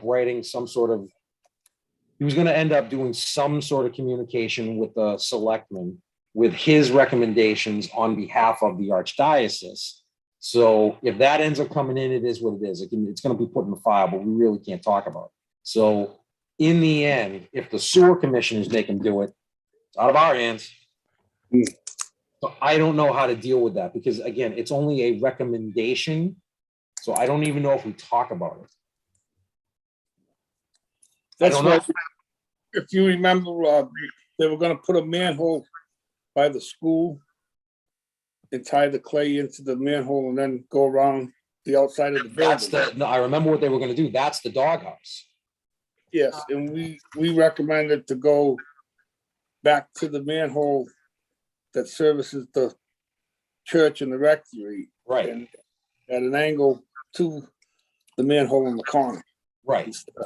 Yeah, that's right. And that's because that problem with the clay. That was our recommendation to it. That was our recommendation to do that. But the thing is that there's not a lot of cover in there. All right. They're going to have, and I don't even know what the consistency of the manhole is. It could be a brick, just a brick manhole. It may not even be concrete. So I don't know what that is. All right. So again, the condition of the redesign and installation of that manhole has to be approved by blah, blah, blah, blah, blah. So that's number one. Number two, can we talk about any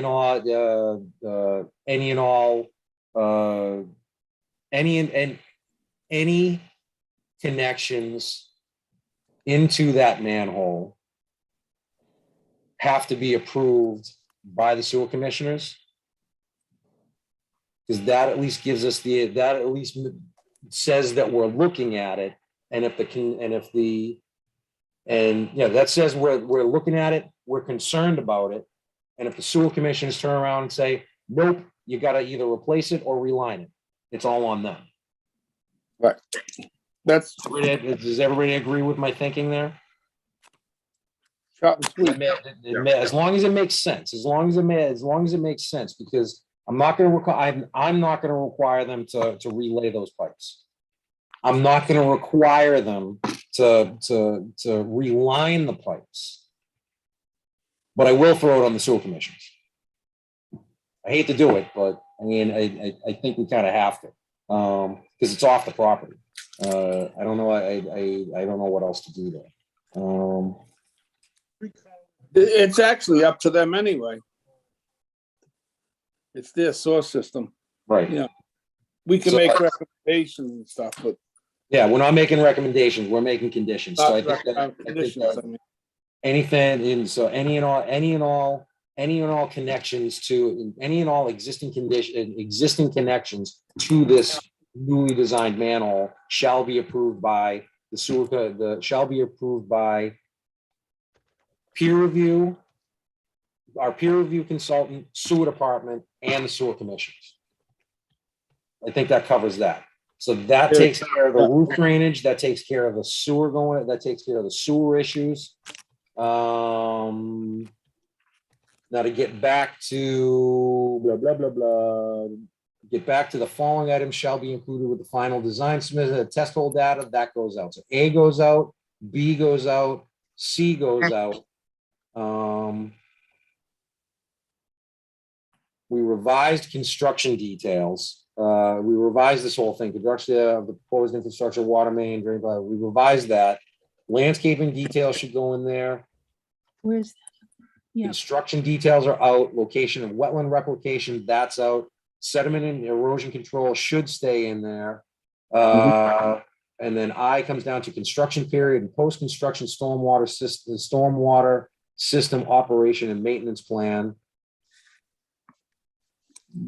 All the sewer that we just talked about, if you put it after sediment and erosion control plans and details, put all the sewer and the roof drains that we just talked about, and then construction period and post-construction stormwater system operation and maintenance plans.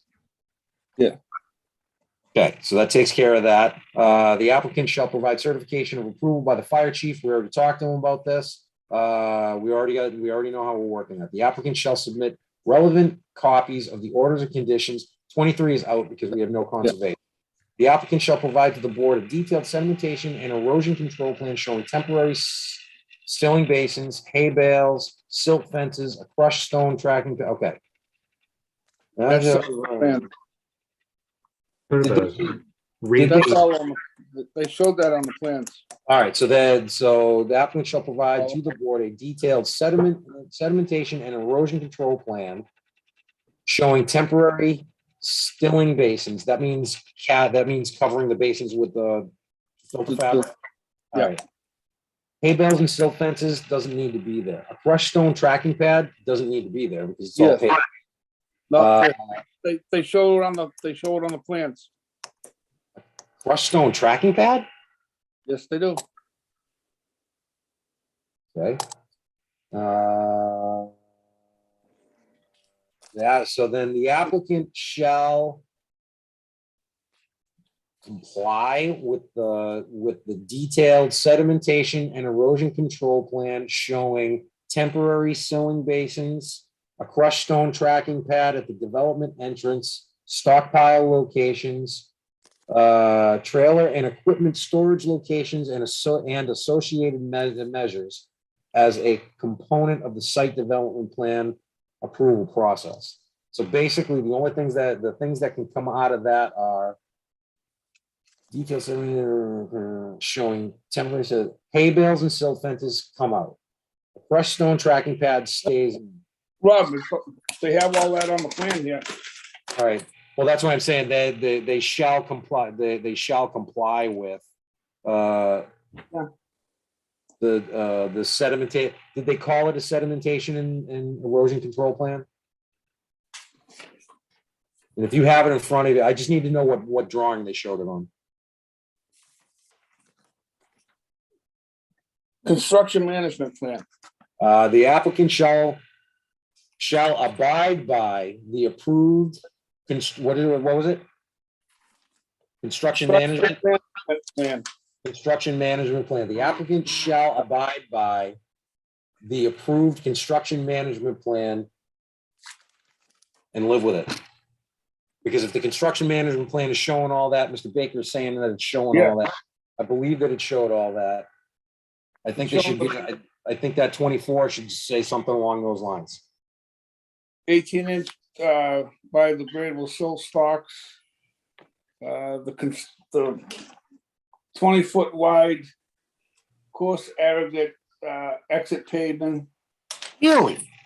Yep, Okay. showing a construction gate with proposed stabilization construction entrance. You know, the stone and stuff. Yep. All right. Well, the applicant shall abide by or shall comply with the approved construction management plan. Period. That kind of work. Okay. Yep. Leave it at that. The applicant shall coordinate the proposed mail delivery system with the what?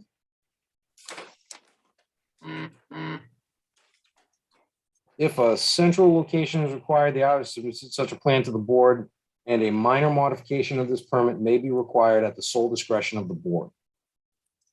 I think that should stay in there because I don't remember it. I don't remember how they would.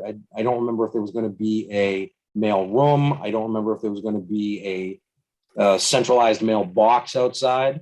So I kind of like that. That They weren't sure the roof either. what? The What's that? shade, the structures on the roof. You know how they're gonna shield them? Yeah. Not exactly sure how that was gonna work out, what they were gonna do.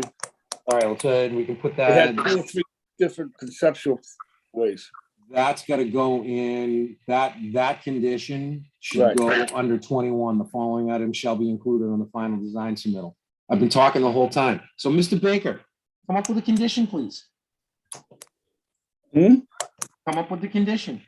What I've been condition? talking a ton here. So I want to hear you talk. Come on, man. You're doing a hell of a job. So what was that? What are we calling it? The roof screening? Roof of Yeah. They showed us the pictures, but they weren't exactly sure which one they were gonna use. I remember that. So any and all screening, screening of equipment on the located on the roof. The mechanical structures on the roof Okay. for the screening All right. Keep talking. Keep talking. shall be designed and approved before installation by the building inspector. Building commissioner. I think in that instance, he's building commissioner. Building commissioner. Did you get all that, Deb? Yep, I appreciate that. So again, that's gonna fall under this number 21. yep. All right, so yeah, so All, number, all stop signs, directional signs, and traffic flow signs shall meet DOT specifications. that doesn't have to go under, I don't think that has to go under number 21. That can be its own separate condition. It does say it on their submittal, but on the plans, but sometimes they like to scale them down to these little. No, I dig it. That can stay as one of their own, as one of the, like its own condition. So we left off on proposed mail delivery system. I like that.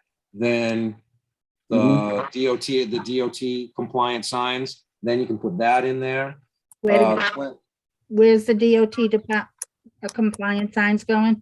If you put that, I guess you can put that under this number 25. So after the proposed mail delivery system, Yeah, then you can go, then you can put the DOT signs, like a separate condition, right? yeah, a separate condition.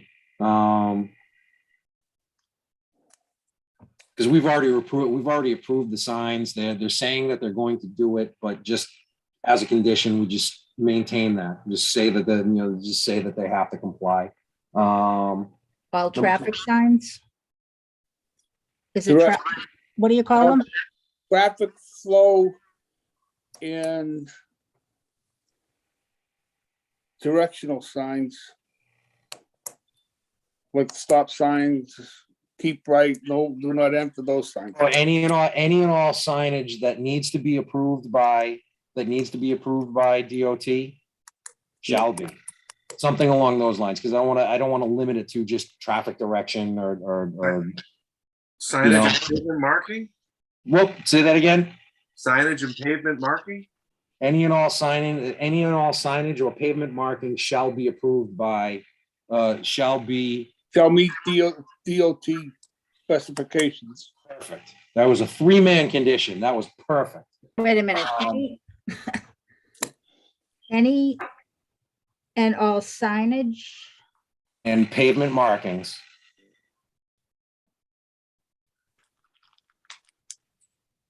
okay, shall, Meet DOT compliance, compliance okay. In the plan? specification. Should we According stick to the with that plan, Approved plan? according to the approved plan. They have a plan Okay. showing the sign. that's right, they have the signage plan. So any and all pavement marking and signage shall be placed according to the approved plans and shall comply with DOT regulation. Yeah. That come close? Yep. All right, As shown on Exhibit G. what's exhibit G? Well, that's their signage and pavement marking plan. Yeah, so we don't have to talk about exhibit, just as shown on their signage and exhibit plan. The plan shall be modified to provide a concrete dumpster pad that pitches to the street. That was specific. We can take 26 out. Well, they have to have a dumpster. Look on the site plan. Where do they have it on the site plan? I think it was the existing one. The existing pad they were using. Oh, I thought they were moving it. I honestly thought that they were moving it. You have to keep the part where it says it has to be enclosed? Or is Yes. that? 26? All right, so instead of ditching 26, get rid of the first line and say, dumpster location. Oh, no, wait a second. Plan should be modified to provide a concrete dumpster pad that pitches to the street and stormwater collection system. The dumpster shall be completely enclosed by No, just put it on there. Number 26, keep it as is. I thought that was going to be specific. I thought that was going to be site specific, but it's not. Keep number 26 on there. We had that it meet Board of Health requirements. Dumpster pad that pitches to, isn't that the requirement right there? On their plan, there's two 10-by-10 concrete dumpster pads. And they show some fencing in that area, but they don't really show that the dumpster is completely enclosed. But the location and the pads are on the plan. So if we want to just leave it on there, then it'll be clear what's required. I think if we did, let's refer to the plans. The plan, not the plan shall be modified. We don't have to do that. The dumpster location. The plan shall include, where the plan shall provide. Yep. A concrete dumpster pad, pitches, and it's completely enclosed. End of story. But I think if we put has to, I didn't think that was a Board of Health rule. I thought that was DPW. Does anything else need to be said here? it's a Board of Health rule, but The plan shall provide a concrete dumpster pad that pitches and shall be completely enclosed by a fence. That's what's required. I know that, but they're having trouble, the Board of Health, because there's no condition where it says on some of the plans, it doesn't say with the approval of the Board of Health or anything. All right, so if we If state it's in writing, what Tim said. then they have more legal fight to get them to fix it. No, I hear what he's saying. So keep it as exactly as Tim said, but end it off with and shall comply with Town of Rockland Board of Health requirement. Yes. I guess that gives them the teeth that they need. Does that make Yes. sense? They can go around and say, hey, your fence isn't according to your site plan, supposed to be shielded, locked, Okay. All right. So if specifically that makes it more enforceable, then that's fine. That's I fine. heard the health agent to go out and crack down on them. Pre-construction, no construction activity, including land disturbance, shall proceed until the applicant applies for and receives a written notice to proceed from the Board of Appeals. Such written notice to proceed shall be issued only at such time as all plan and other pre-construction approvals. Okay, this I think is going to start to touch on what Pat emailed. Yep. This is all going to start to touch on what Pat emailed. The no construction including land disturbance shall written notice Board of Work only the time for okay. That I like. Prior to any ground disturbance or initial site work, the alley shall provide to the board name and address, business telephone number, the individual responsible for all. Okay, that's fine. Proof that required federal. That's fine. Certification of the applicant has fulfilled notification requirements of dig safe. That's fine. At least 48 hours prior to any ground disturbance or initial site work, a duly noticed pre-construction meeting. That's in Pat's thing. All right. So Rob, could we go back to A for 1 second? go back to which? A, 28A.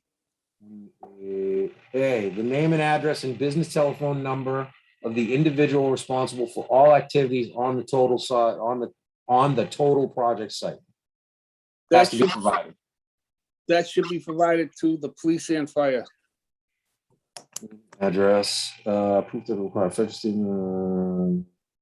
name and the name, address, and business telephone number of the individual responsible for all activities on the total site shall be provided to the building department, the highway department, police department, fire department. Because I've heard Board of of Health. Board of Health. Board of Health.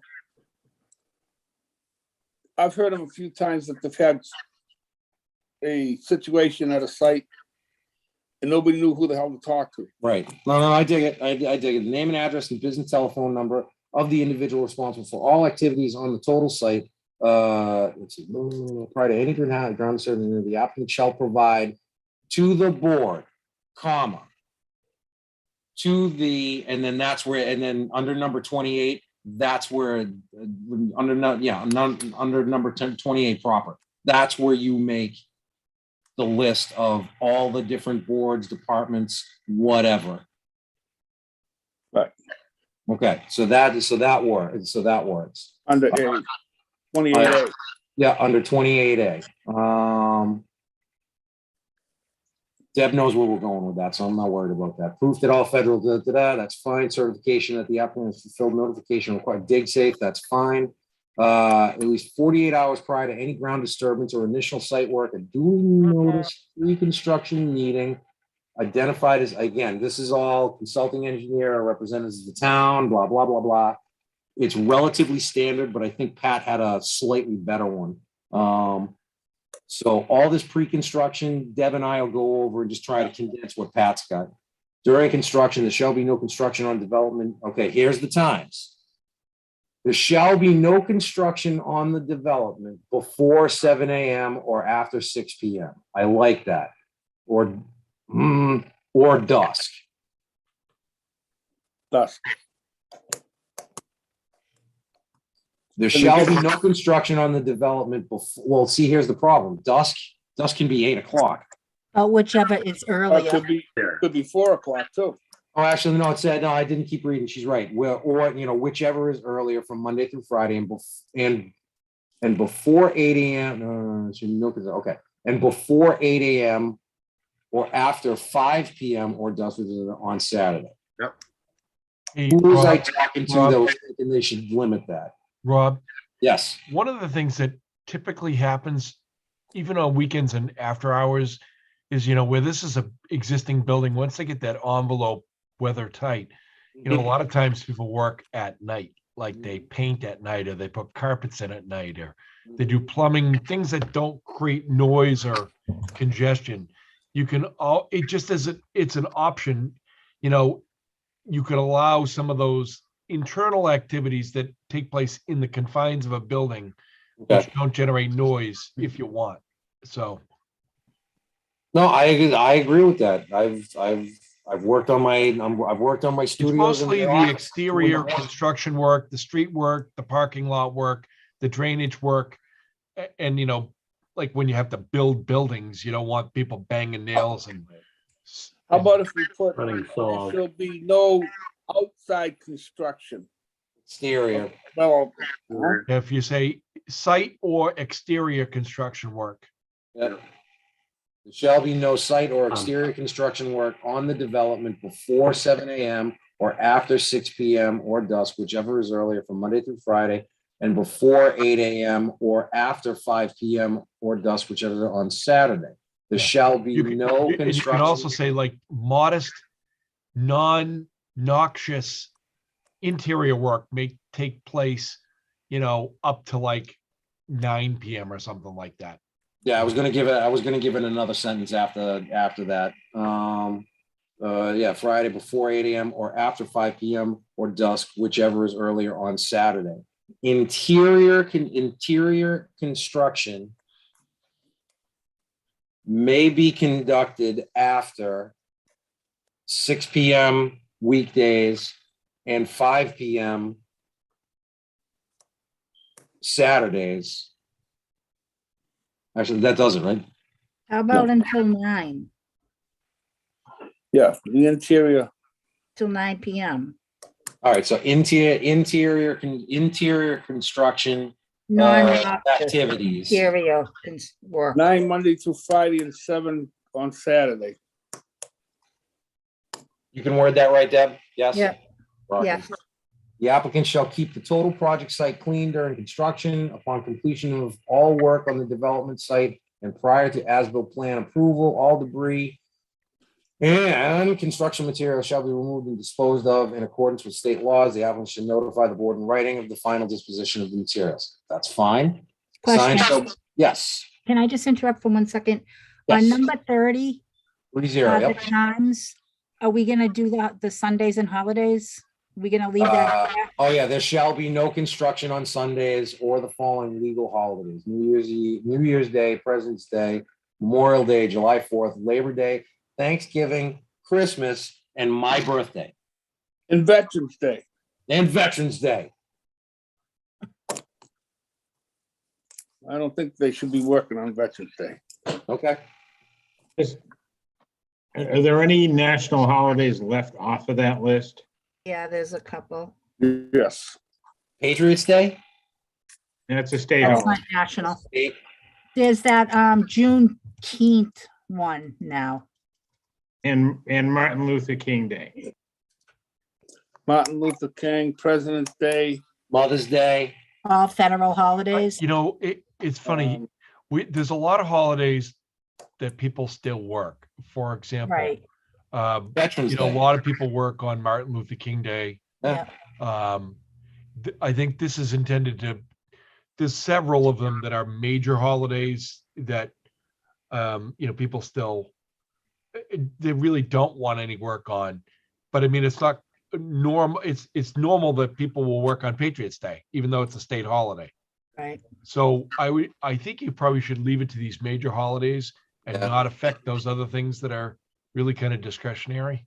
Yeah, there shall be no construction on Sundays or the following legal holidays. Just leave it as is. Okay. Like if you said to a carpenter that he couldn't work on this building on Juneteenth, which is June 19th, someone probably go nuts.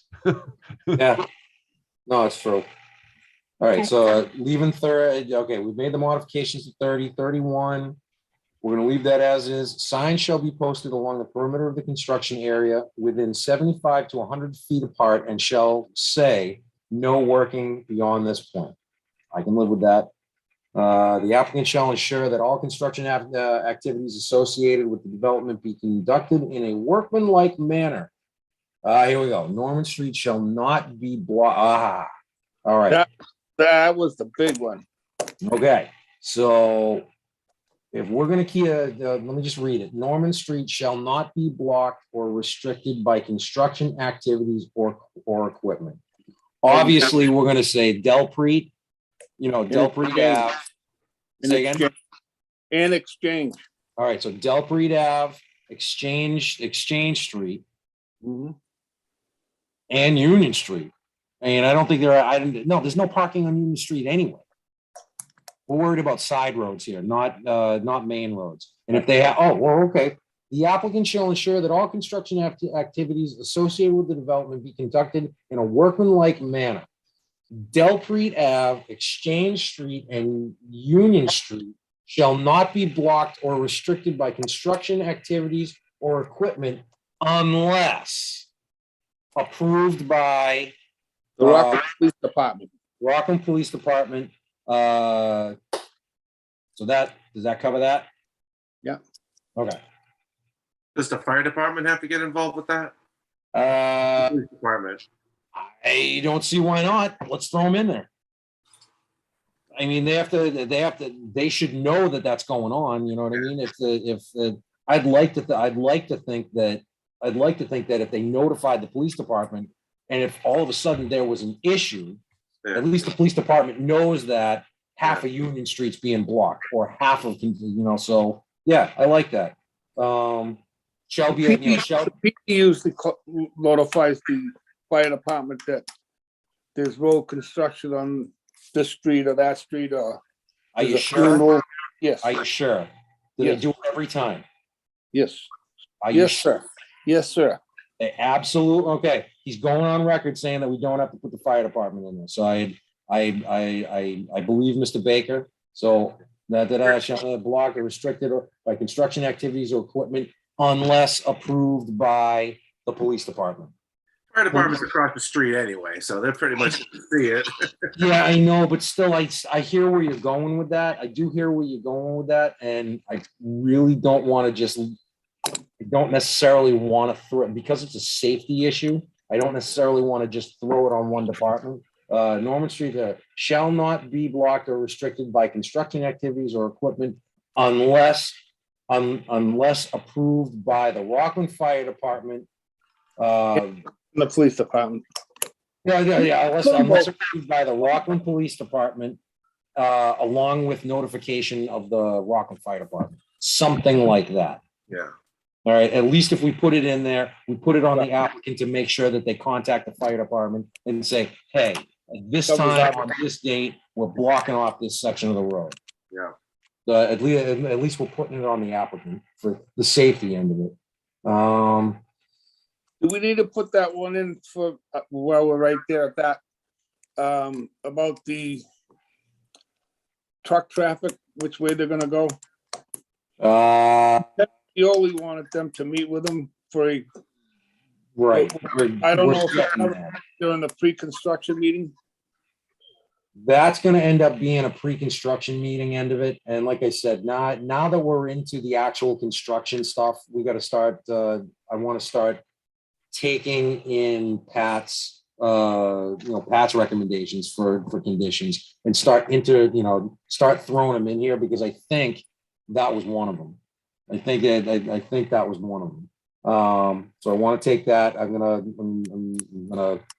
at this point, I'm gonna say when it comes to that, we need to get Pat's stuff in here and interdispersed before we start talking about it, because that is something that we've already talked about. The routing of the construction traffic. Deb, can you do me a favor? Yep.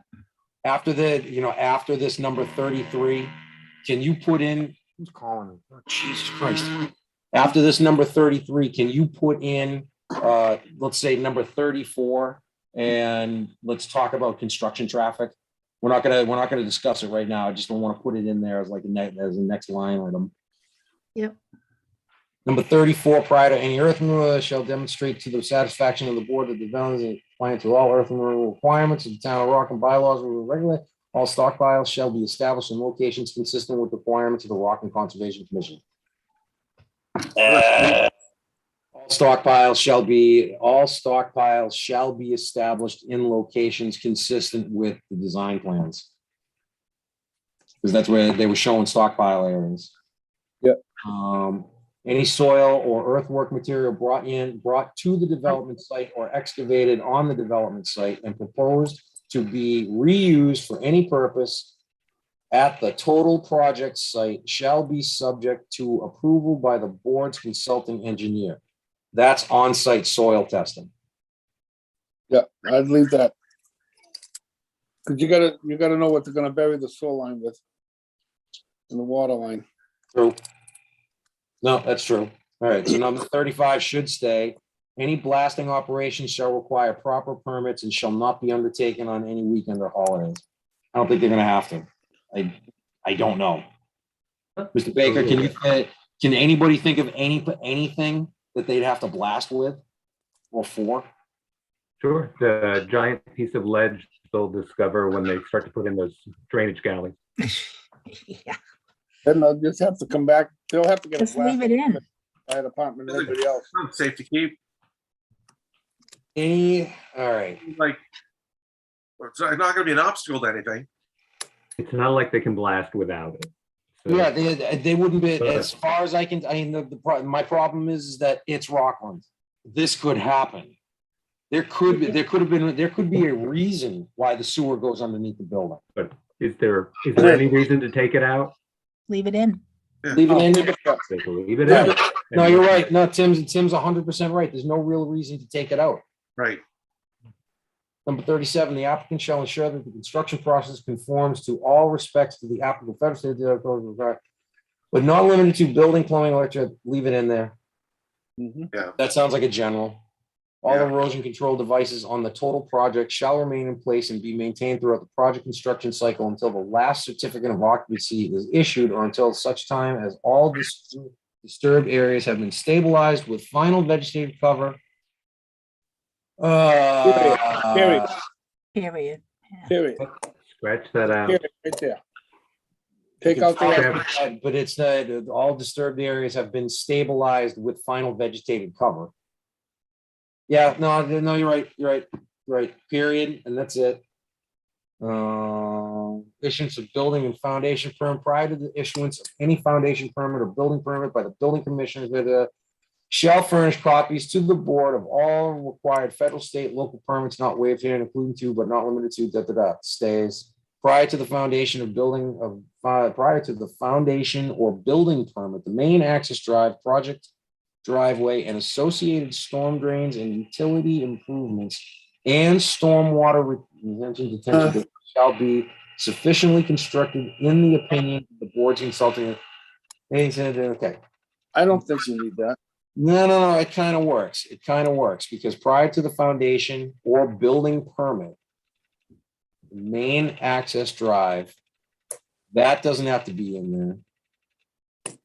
Project driveway, that doesn't have to be in there because there is no project driveway. Storm drains and utility improvements, stormwater retention, detention basins, subsurface stormwater retention / detention basins shall be sufficiently constructed in the opinion of the board's consulting engineer to provide safe access and egress to the site at the appropriate level. That I think that can. That's good. That's good. Should say. Does that make sense? Because the main access drive, you take that out. Project driveway, you take that out, and start with the subsurface storm drains and utility improvements and subsurface. Well, storm drains and utility improvements, and subsurface stormwater retention, detention basins shall be sufficiently blah, blah, blah, blah. Does that work? Yep. All right.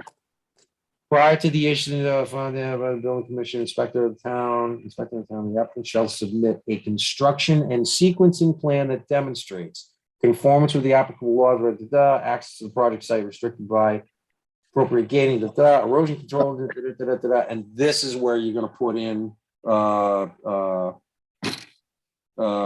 to the police department about construction, traffic. Routing. All right, so somewhere in 41, whether it's D or not, that's where you want the construction routing. So Deb, can you can just throw that in there just to say that we're thinking about it? Yeah. 42, prior to the issuance of a building permit, the applicant shall establish the satisfaction of the building that the board or its designee and land use council, Mr. Attorney Galvin, this is you, have reviewed and approved the regulatory agreement, stormwater operation and maintenance plan, lottery plan, construction sequencing plan. I think that's fine. 42 as is. Hazardous materials, should be no use of 43 stays. Underground fuel storage tanks. There shall be no underground fuel storage tanks located on the development site. It has nothing to do with it, but there's no reason to take it out really. Driveways. Once paved, the access and project site driveway shall be kept clear and passable at all times. Equipment may be parked. Access driveway during construction, provided that such driveway shall be passable by emergency. No refuse trailer or construction materials of any kind shall be placed or stored thereon. This was project specific. The access and project site driveway, because there was a very long driveway over a wetland that was two cars, you know, it was two-way traffic only. So that's why this is here. Parked on the access driveway, I think 45 can go out because that has nothing to do with our site. The applicant shall demonstrate that accepted best manner are to be utilized in all phases of the driveway. 46, I think this whole section can go. Shall provide evidence to the board the design and construction of access driveway and parking areas shall conform to the revised final plans. Again, this was very specific. Yeah. So I think this whole section can go. Driving ground requirements for the local residents of the street as yeah, that the numbers 45 through 48 can go. All right, here we go. Norman Street. This was project specific. The widening, paving, blah blah, has nothing to do with it. Any damage done to Delpreet Ave. Yeah, Delpreet Ave, Exchange Street, or Union Street during the construction of the housing development.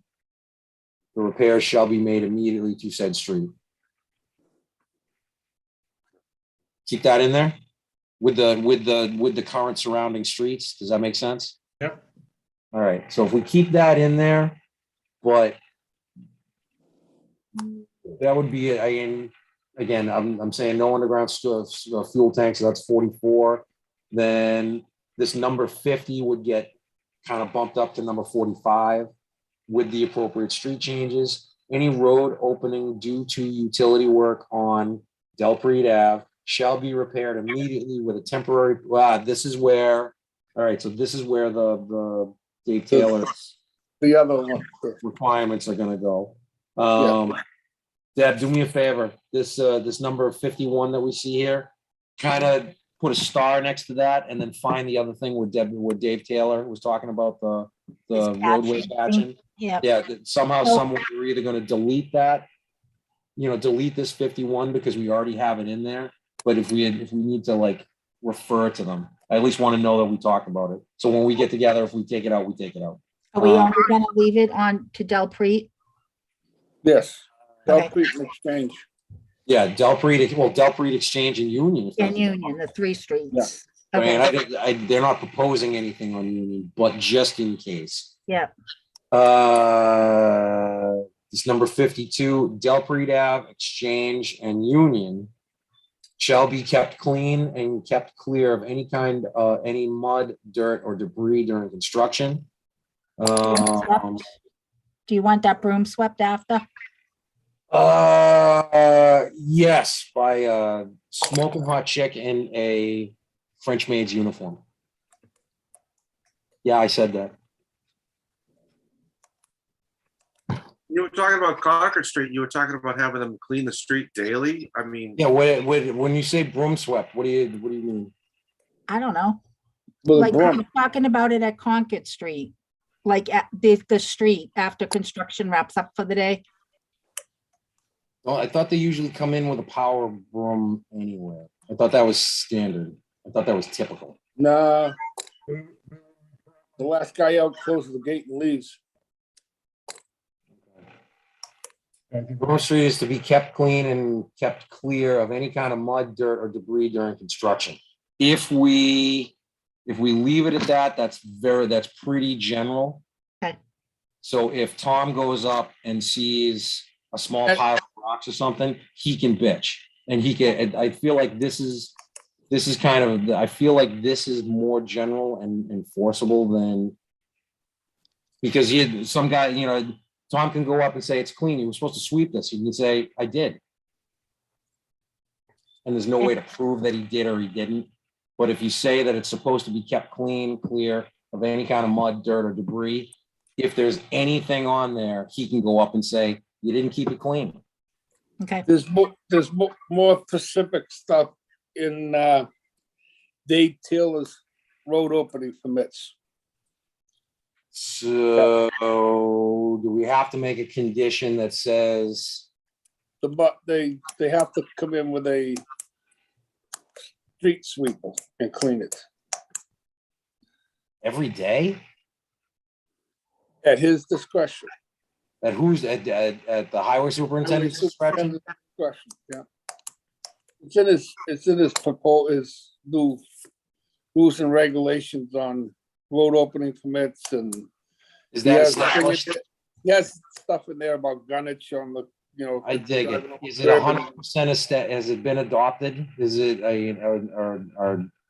is anybody subject to that right now? Is that enacted? Yeah. Yep.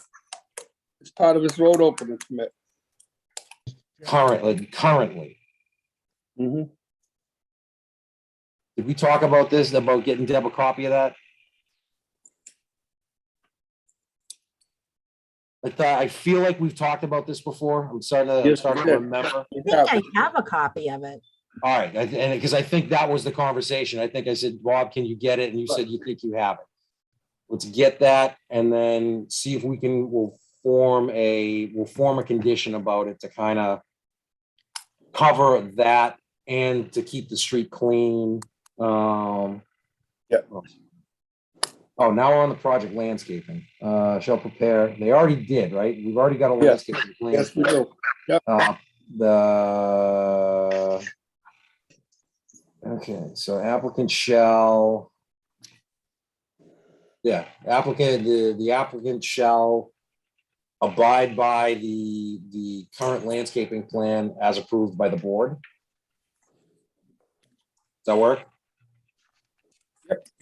Okay, that works. All areas to be protected from encroachment by construction activity shall be marked on the ground, showing the approved segment on all protected barriers shall remain in place and be maintained by the applicant through the construction phase of the total project. Did your signs, no construction equipment out of a certain area cover that? I mean, it's not, was there a section about 75 feet or 100 feet or something? It's under the project landscaping thing. That's why I'm thinking it's specific to landscaping. Yeah. And I'm trying to remember this project,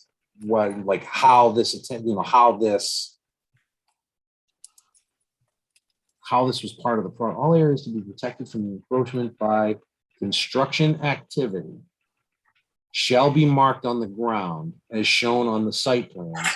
All protected barriers shall remain in place and be maintained by the applicant. I don't think this applies because everything that's going to be happening is on site unless it's in the public road. And they're gonna be doing, as far as I know, they're doing a construction fence all the way around. Yes. So everything's already gonna kind of be wrangled in. So I don't think 54 applies. The applicant shall provide a guarantee for all plant materials for 1 year. Yep, that's gonna stay in there. It makes sense. Wherever practical, existing trees and vegetation shall be preserved. All disturbed areas of the development site shall be stabilized. I think that stays. Yep. The whole wetlands, that's out. Wastewater, the development shall be serviced by municipal sewer. We're saying that. The applicant shall apply to the sewer commission to connect the municipal sewer system and apply any rules and regulations of this sewer commission except as expressly waived herein. We've already talked about the sewer manhole above. We've already talked about the potential connection of the sewer, the roof drains into the sewer above. Because we've broken out the wastewater, maybe we take all that stuff, I think we have to refer to it under the wastewater because it's got a separate classification. So somehow we're gonna have to take what we've already talked about and put Put it it under. as 60A conditions. Yeah. The applicant shall apply to the sewer commission to connect the municipal sewer system and comply with any rules and regulations of the sewer commission, except as expressly waived herein.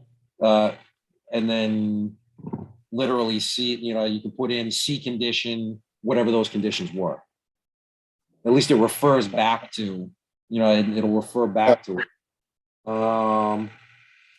Stormwater management, the applicant shall avoid during the approval process for the site development plan by submission of plans and drainage calculations of the total part is fully in compliance with the Massachusetts DEP stormwater generally accepted engineering standards and best management practices. Again, this is starting to, we've already touched on this with the roof drainage. We've already touched on this with the roof drainage, so I don't know if we have to kind of separate that from what has to be shown on the plans, because that's all we were talking about before. What has to be shown on the plans. So while we've touched on it there, we need to at least refer back to it here. So there's a proper tie. Soil testing in the area of the proposed drainage basin shall be good. That doesn't, but It may come into place. exactly, it may come into play if they have to do a subsurface drainage system. But again, if they have to do that, that technically would have to come back to us for a modification. So I think it's okay for both of these to say, like, soil testing, in the area of any proposed drainage basin, just leave it, should one be proposed? Soil testing in the area of Any proposed drainage basin. any proposed subsurface roof storage area, because a drainage basin unfortunately can be interpreted as a catch basin, just a standard catch basin. Unfortunately, I've seen that happen. So if we limit it to the design, soil testing in any areas of proposed subsurface drainage retention / detention shall be completed during final design development. Yes. Testing shall indicate depth to seasonal high groundwater, soil testing. Okay. Soil testing in any proposed area. Soil testing in any proposed areas of subsurface retention, subsurface stormwater retention or detention areas shall be completed, blah, blah, blah, blah. Does that work? Yep. Okay. Minimum of 1 foot of freeboard shall be provided in the proposed basins during the 100-year. This is going to be interesting. 60, if we're gonna keep with 62, 63 should still be in there. Class 5 reinforced concrete pipe shall be specified where less than 2.5 feet of cover will be provided over drain pipes. That should be, that's design. That should stand. That should be standard. Bob, you got the development plans in front of you? I don't. What do you need? I want to make sure that we're talking about concrete pipes in anywhere where we're talking drainage, because a lot of times what engineers will try and do is throw HDPE pipes in where concrete is actually specified. This is a different kind of concrete because they're talking about 2.5 feet of cover. This is a thicker pipe. But I just want to make sure that they are calling out concrete pipes through everything as opposed to HDPE pipes. And they're really only doing what? It's like 4 runs. I think it's only 4 runs that they're doing.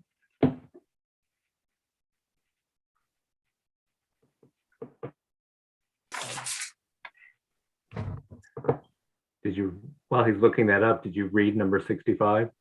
I didn't get there yet. Wherever soils so permit, a roof water recharge system. See, we're already thinking about this and it's already been there.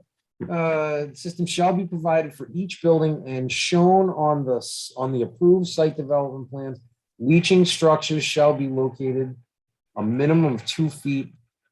I dig it, but I'm looking at this and I'm wondering why under wherever soils permit. Okay, so this was what they're saying. Number 65 was kind of a possibility. That's why they didn't. That's why they didn't include this in. That's why they didn't include this in the design stuff. All right. Leaching structures shall be located a minimum of 2 feet above the areas where sandy soil with an infiltration rate of that, unless it's documented the soil values would keep it in there, but there's going to be some modification because we may pull out what we've already talked about and put it in here. So keep it in as a placeholder at this point. That's going to have to be modified. I gotta compare the two, and my mind's just not right. It's not there right now. I'd have to compare this with what we've already talked about. The applicant shall ensure that the inlet protection is provided for the drainage system until all work has been completed and ground cover and erosion control vegetation is established. That's calling for a head wall. The head walls. Who's head walls? The who? That would be the head walls. The inlet protection would be at the head wall. There is no head wall. Not at this place, but down at Norman Street there is. Provided for the drainage system until all work is in ground cover. Inlet protection. I'm seeing this and I'm thinking that they're talking about still with the catch basins. You know, the silt fabric that goes on the catch basins. And so ensure that inlet protection is provided for the drainage system until all work has been completed, period. No construction equipment shall be parked or stored within 25 feet of any drainage channel, drainage inlet, wetland area, maintenance of construction equipment involving transfer of fluids. That first sentence doesn't do anything. Maintenance of construction equipment involving transfer of fluids and fuels shall be conducted in areas away from drainage. Construction equipment washed or pressure washed on site. Last sentence stays. Yeah. Maintenance of construction equipment involving transfer of fluids and fuels shall be conducted in areas away from Just inlets. Right? catch, inlets, catch basins. Earth removal stockpiles shall not be allowed immediately adjacent to perimeter siltation barriers or drain inlets. I can dig that. Long-term stockpiles over 30 days shall be shaped, stabilized, and I don't think you can have any of that, Rob. Yeah, I don't think so either, because there's really no. Number 68 should go. I mean, it's possible that they'll dig up the roadway and repave it, so, stockpiles, not near any drain inlets and stuff like that would apply, but Agreed. I don't think you're gonna have like significant earthwork on that site, so I don't think you need a lot of this. No, that's Just the- Most of that in the road will be taken off site because the town now requires flowable fill in the hole. Really? Yes, I mean, it's really the only way you're supposed to do it nowadays. I mean, Weymouth has been requiring that for years. flowable fill. Everything's Wow. flowable fill. Okay. I didn't know that. Yes, We're catching up. Earth material, okay, so do we modify this to just say, any and all stockpiles shall not be allowed immediately adjacent to perimeter siltation barriers or drain inlets? Yeah, I think that makes sense. All right, so that covers that. Excavation, dewatering shall be performed in a workman, there's not gonna be any dewatering. Well, there could be Yeah, if the no. pipe gets replaced. Oh, yeah, right. Should be free of suspended salts before being discharged into any stormwater drainage system. This condition applies to all forms of dewatering, including pumping and I'd leave it trenching. in. Yeah, actually, yeah, because there's no wetland around there, but I mean, it's as long as we say that. Yeah, we don't have to worry about that. Okay, so number It all 69. gets to the Atlantic Ocean some way. Yeah. Very true. All catch basins shall be maintained in proper working condition during construction and shall be delivered to the Rockland Housing Foundation. Yeah, that was because Rockland Housing was the applicant. Yeah, but basins and catch basins and detention basins shall be maintained in proper working condition during construction and shall be delivered to the Rockland Housing Foundation Incorporated in a fully maintained. Yeah, they had a subcontractor that was gonna build it for them. Okay, all right. No, I understand. They should be responsible. Okay, so right now there is no. All You catch just say basins. all catch basins shall be maintained in proper working condition during construction. Right. And then like the last sentence, applicant shall be responsible for maintaining the stormwater management system in compliance with all state and other local requirements. The middle doesn't apply. Middle doesn't apply. Deb, you got that? Yep. Water stops shall be placed at 50 No. intervals. What is this? Backfill of all utility. What is that? Mr. Clay Baker? dams. They put clay dams in every 50 feet down the pipe so the water doesn't come back at you. Groundwater. Okay, so this would be required. Yeah, it's groundwater prevention. All right, so this is So a the guy's working in the pipe. this is a construction and safety measurement that should be kept.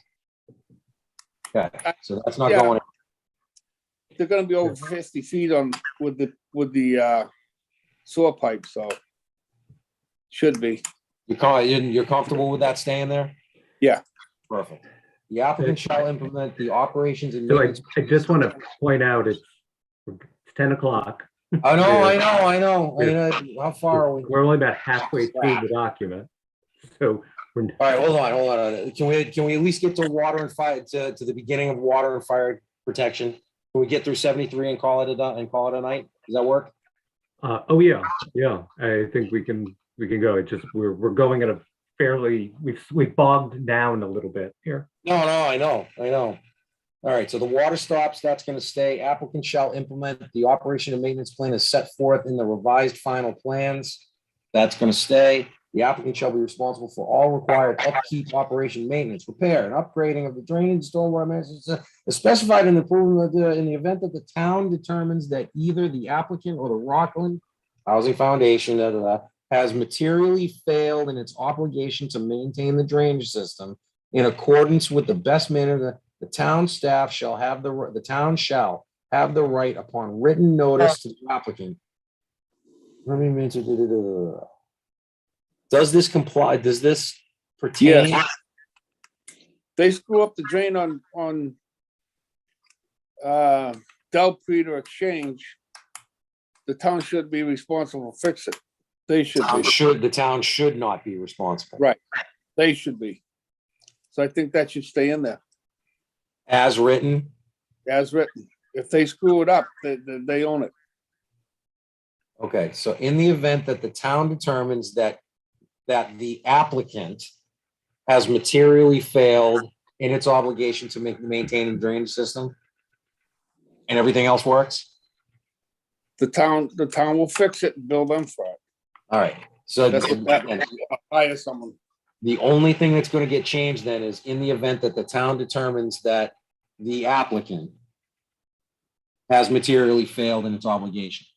So that's the only thing? Okay. Yeah. All right, that brings us to water and fire protection. It's exactly 10:01 as far as I'm concerned. Mr. Baker Jr. looks like he's about to fall asleep. I am very wide awake, actually. That's what 2 copies right before the meeting do. And then unfortunately, they do something else also. But no, I'm reading without my glasses. So I'm very focused. All right, we're 2.5 hours in. Are we comfortable at this point with everything that we've talked about? Yeah. All right. So if that's the case, we ended off on number 73. It's going to take through condition number 105 based on this to get through it. So there's another 28, 9, 30, call it another 30 conditions that we got to work with, at least review.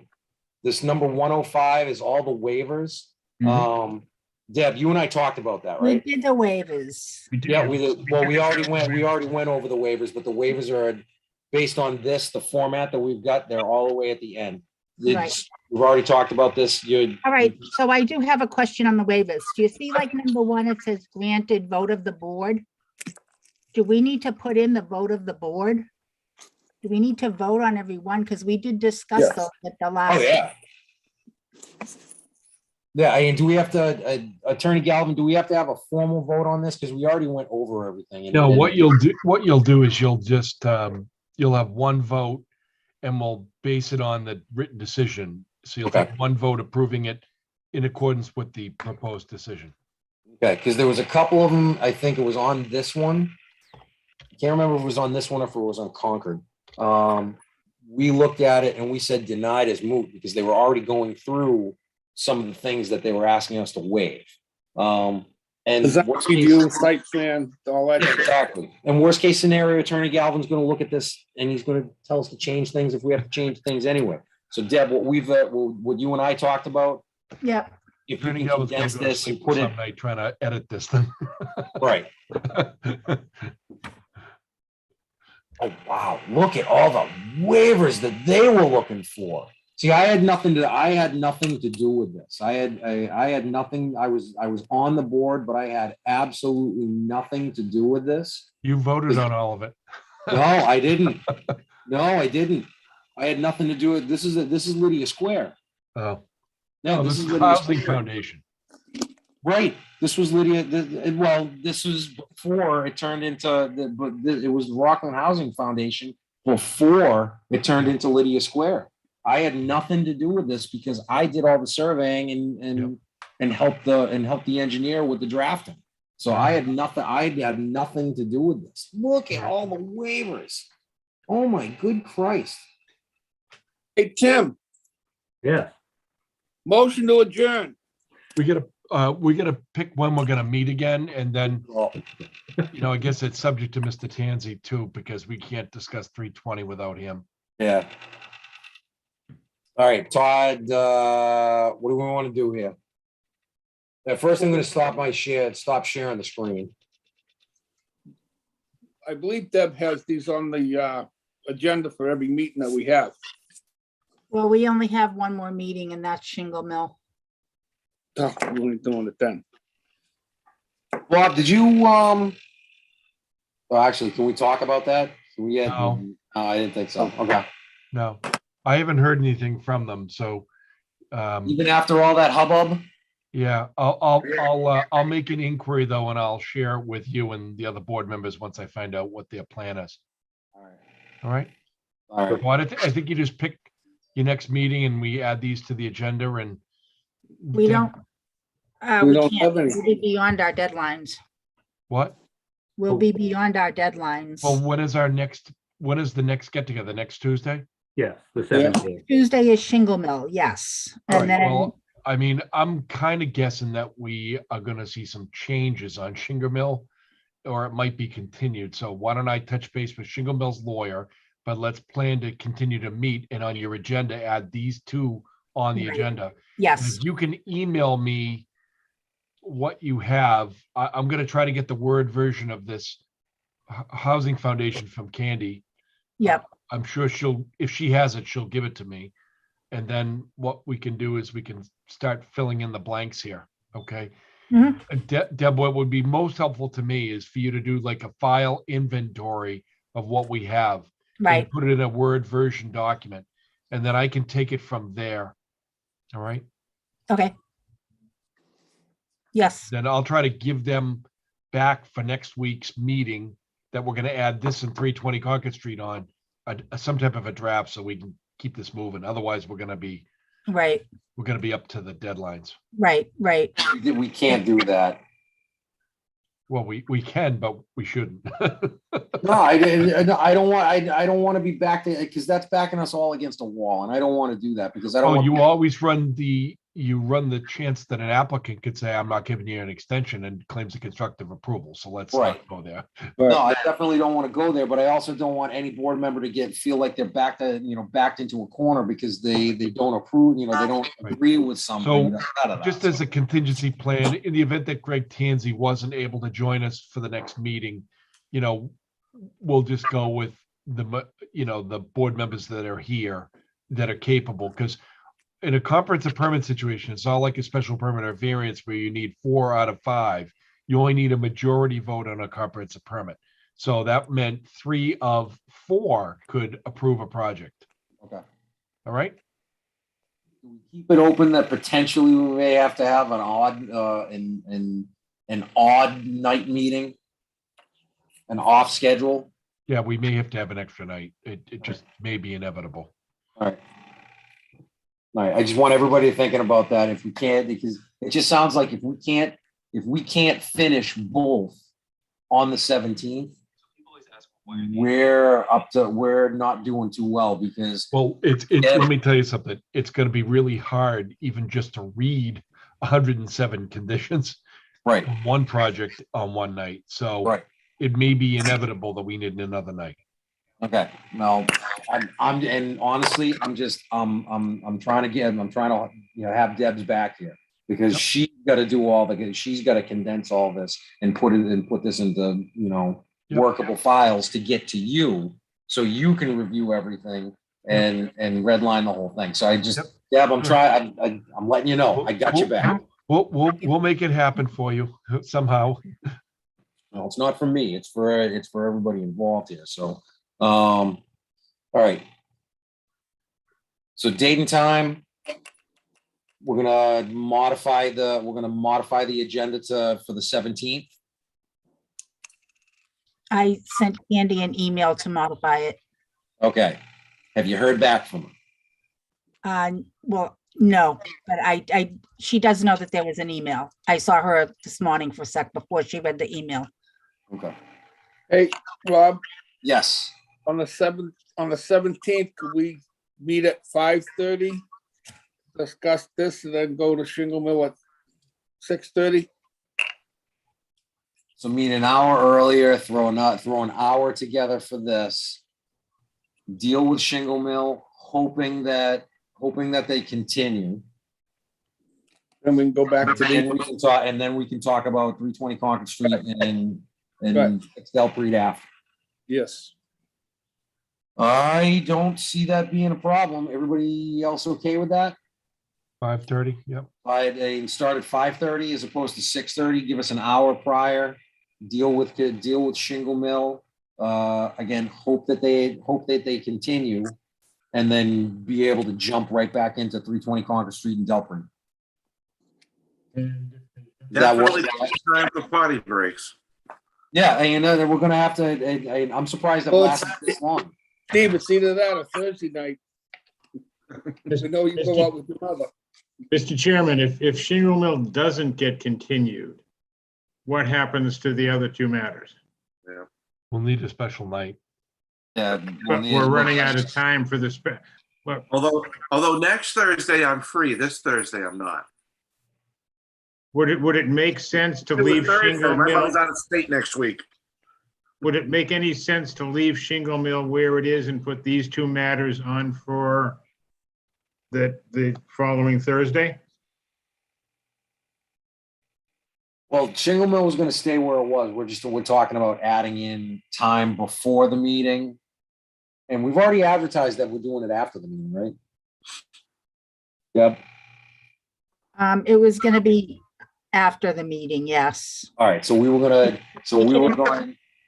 the agenda was going to include discussion after Shingle Mill for both of these. We're just trying to throw an extra hour prior to that, just to give us a little bit more, a little bit of breathing room. Right, my anticipation is, if Shingle Mill takes an unplanned amount of time, Yep. that's not gonna leave us much time at the back end to do anything with these two. Right. Hour. We could still leave it on for after and post the meeting for that Thursday too. But Yeah. would we have enough notice to I don't post a have enough meeting? time. Next Thursday? A week from this Thursday, not this Thursday. And not this Thursday, next Thursday, the 19th. Right. Attorney Galvin's already said he's going to check with them and let us know. They'll be upfront with us. They will. Deb has to post it 48 hours before. I have to post it a Well, week before. the shingle mill should be, as a matter of routine, posted by Thursday, Yes, because that was a planned meeting. Yeah, that's already set. That's already set Just, in motion. just add these two to the agenda, and if we have time, we'll discuss them. If shingle mill gets continued, we'll discuss these two. Yeah. We'll get the first one done first, and then the second one done right afterwards. But again, Bob, my concern is if Shingle Mill doesn't get continued Yep. and takes up so much time that we can't get to these on Tuesday, Yeah, then we're what do gonna, we then do with them? well, I think we just have to pick another time to deliberate. Right, we would, but I mean, if we're looking at a tight schedule for both of them, that would Well, we rule out. could always go to the applicant and say, look, we need another week or two, and explain to them that we're working through the decisions, and, a lot of people say, okay, when you tell them that. Or we could just pick a day. We could just throw in an extra day. That's what I'm saying. Why not post one now and Absolutely just in case. Tim, can you not make next Thursday? Do you not have that availability, or? No, I'm just was simply saying, if we need next Thursday, why don't we make that decision when we hear back what Shingle Mill is doing? So Attorney I Galvin's say we gonna just check post with it them. now and just keep it going. could we we do wouldn't be able, Wednesday? we wouldn't have 48 hours to do that. I'm in favor of Next scheduling Tuesday. now. Yeah, Deb asked about Wednesday, right?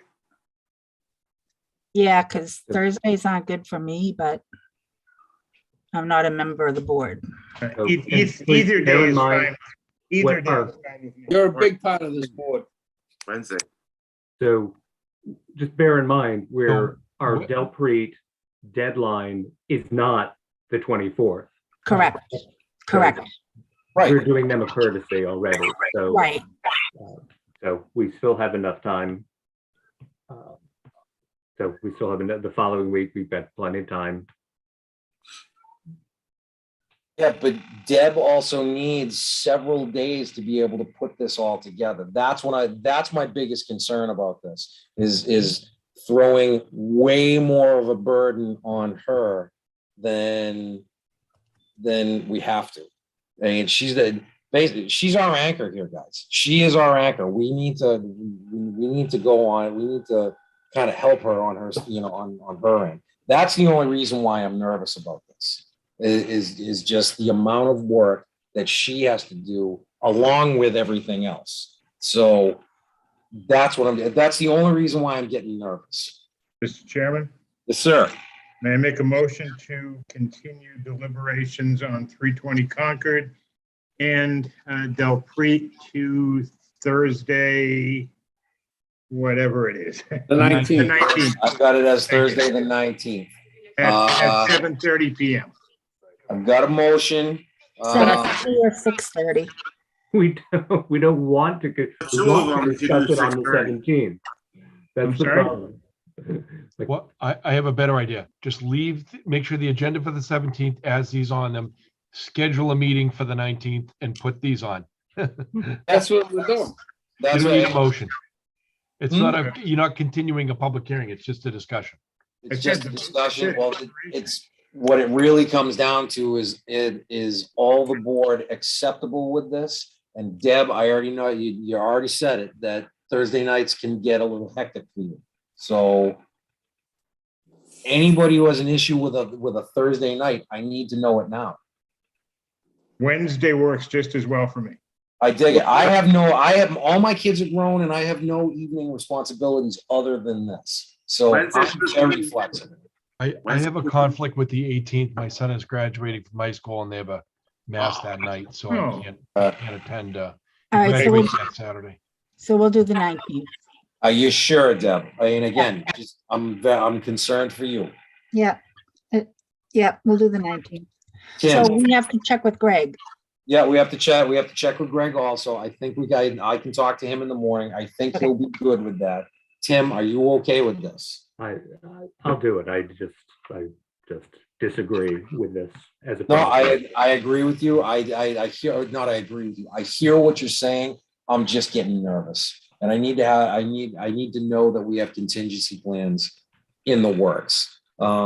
Just to be safe. It's one of those just to be safe situations. The other thing is 5:30. If we start at 5:30, again, I have no issues there. Greg might have an issue because he's coming from Bridgewater and I don't know what time they get out. So again, that's another concern. I can talk to him in the morning, see what his disposition is, because we don't even know what's going on with his wife. So I'll talk to him in the morning. I will accept that. I hear we have a motion. I am waiting for a second on the motion. No, actually, we don't have to make a motion. Second, No, it's a second, but we don't have to make, we don't have to make a motion. So is everybody cool with Thursday, the 19th at what time? My motion was at 7:30. but, 7:30? Is everybody okay with that? Why don't we start at We're doing 6:30? two topics. Shouldn't we do 6:30? All Sounds right, good to me. that's fine, that's fine. So I'll 6:30. amend my motion to reflect 6:30. And I'll- if we're doing two topics on the 19th at 6:30, do we need an extra hour earlier on next Tuesday? It's very possible because the earlier we start, the earlier we get out. Okay.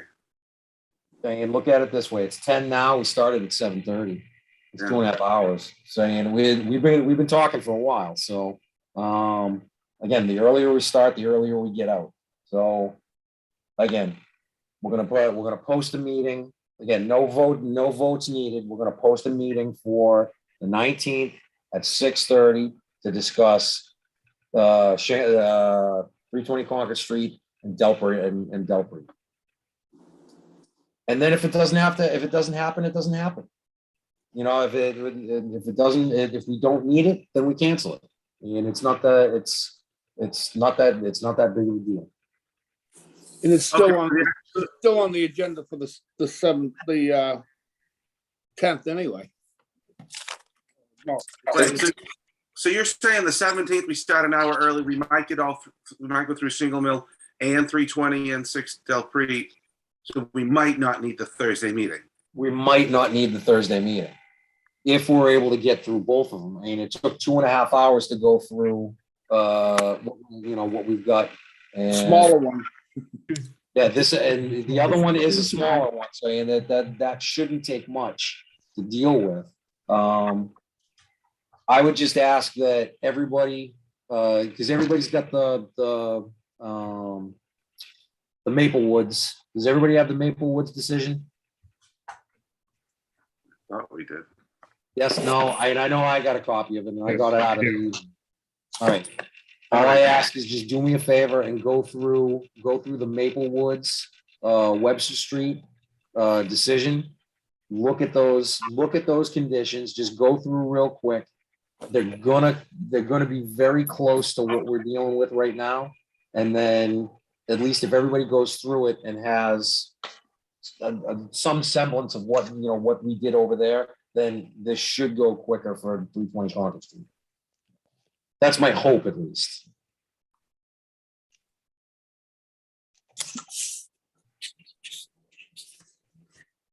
Move to adjourn? I got a motion. I got a second. Who seconded? I did. Okay, So it was Baker Jr. It Yep, was I got Baker it. Senior. I got a motion. I got a second. Roll call. Myself is yes. Mr. Baker Senior.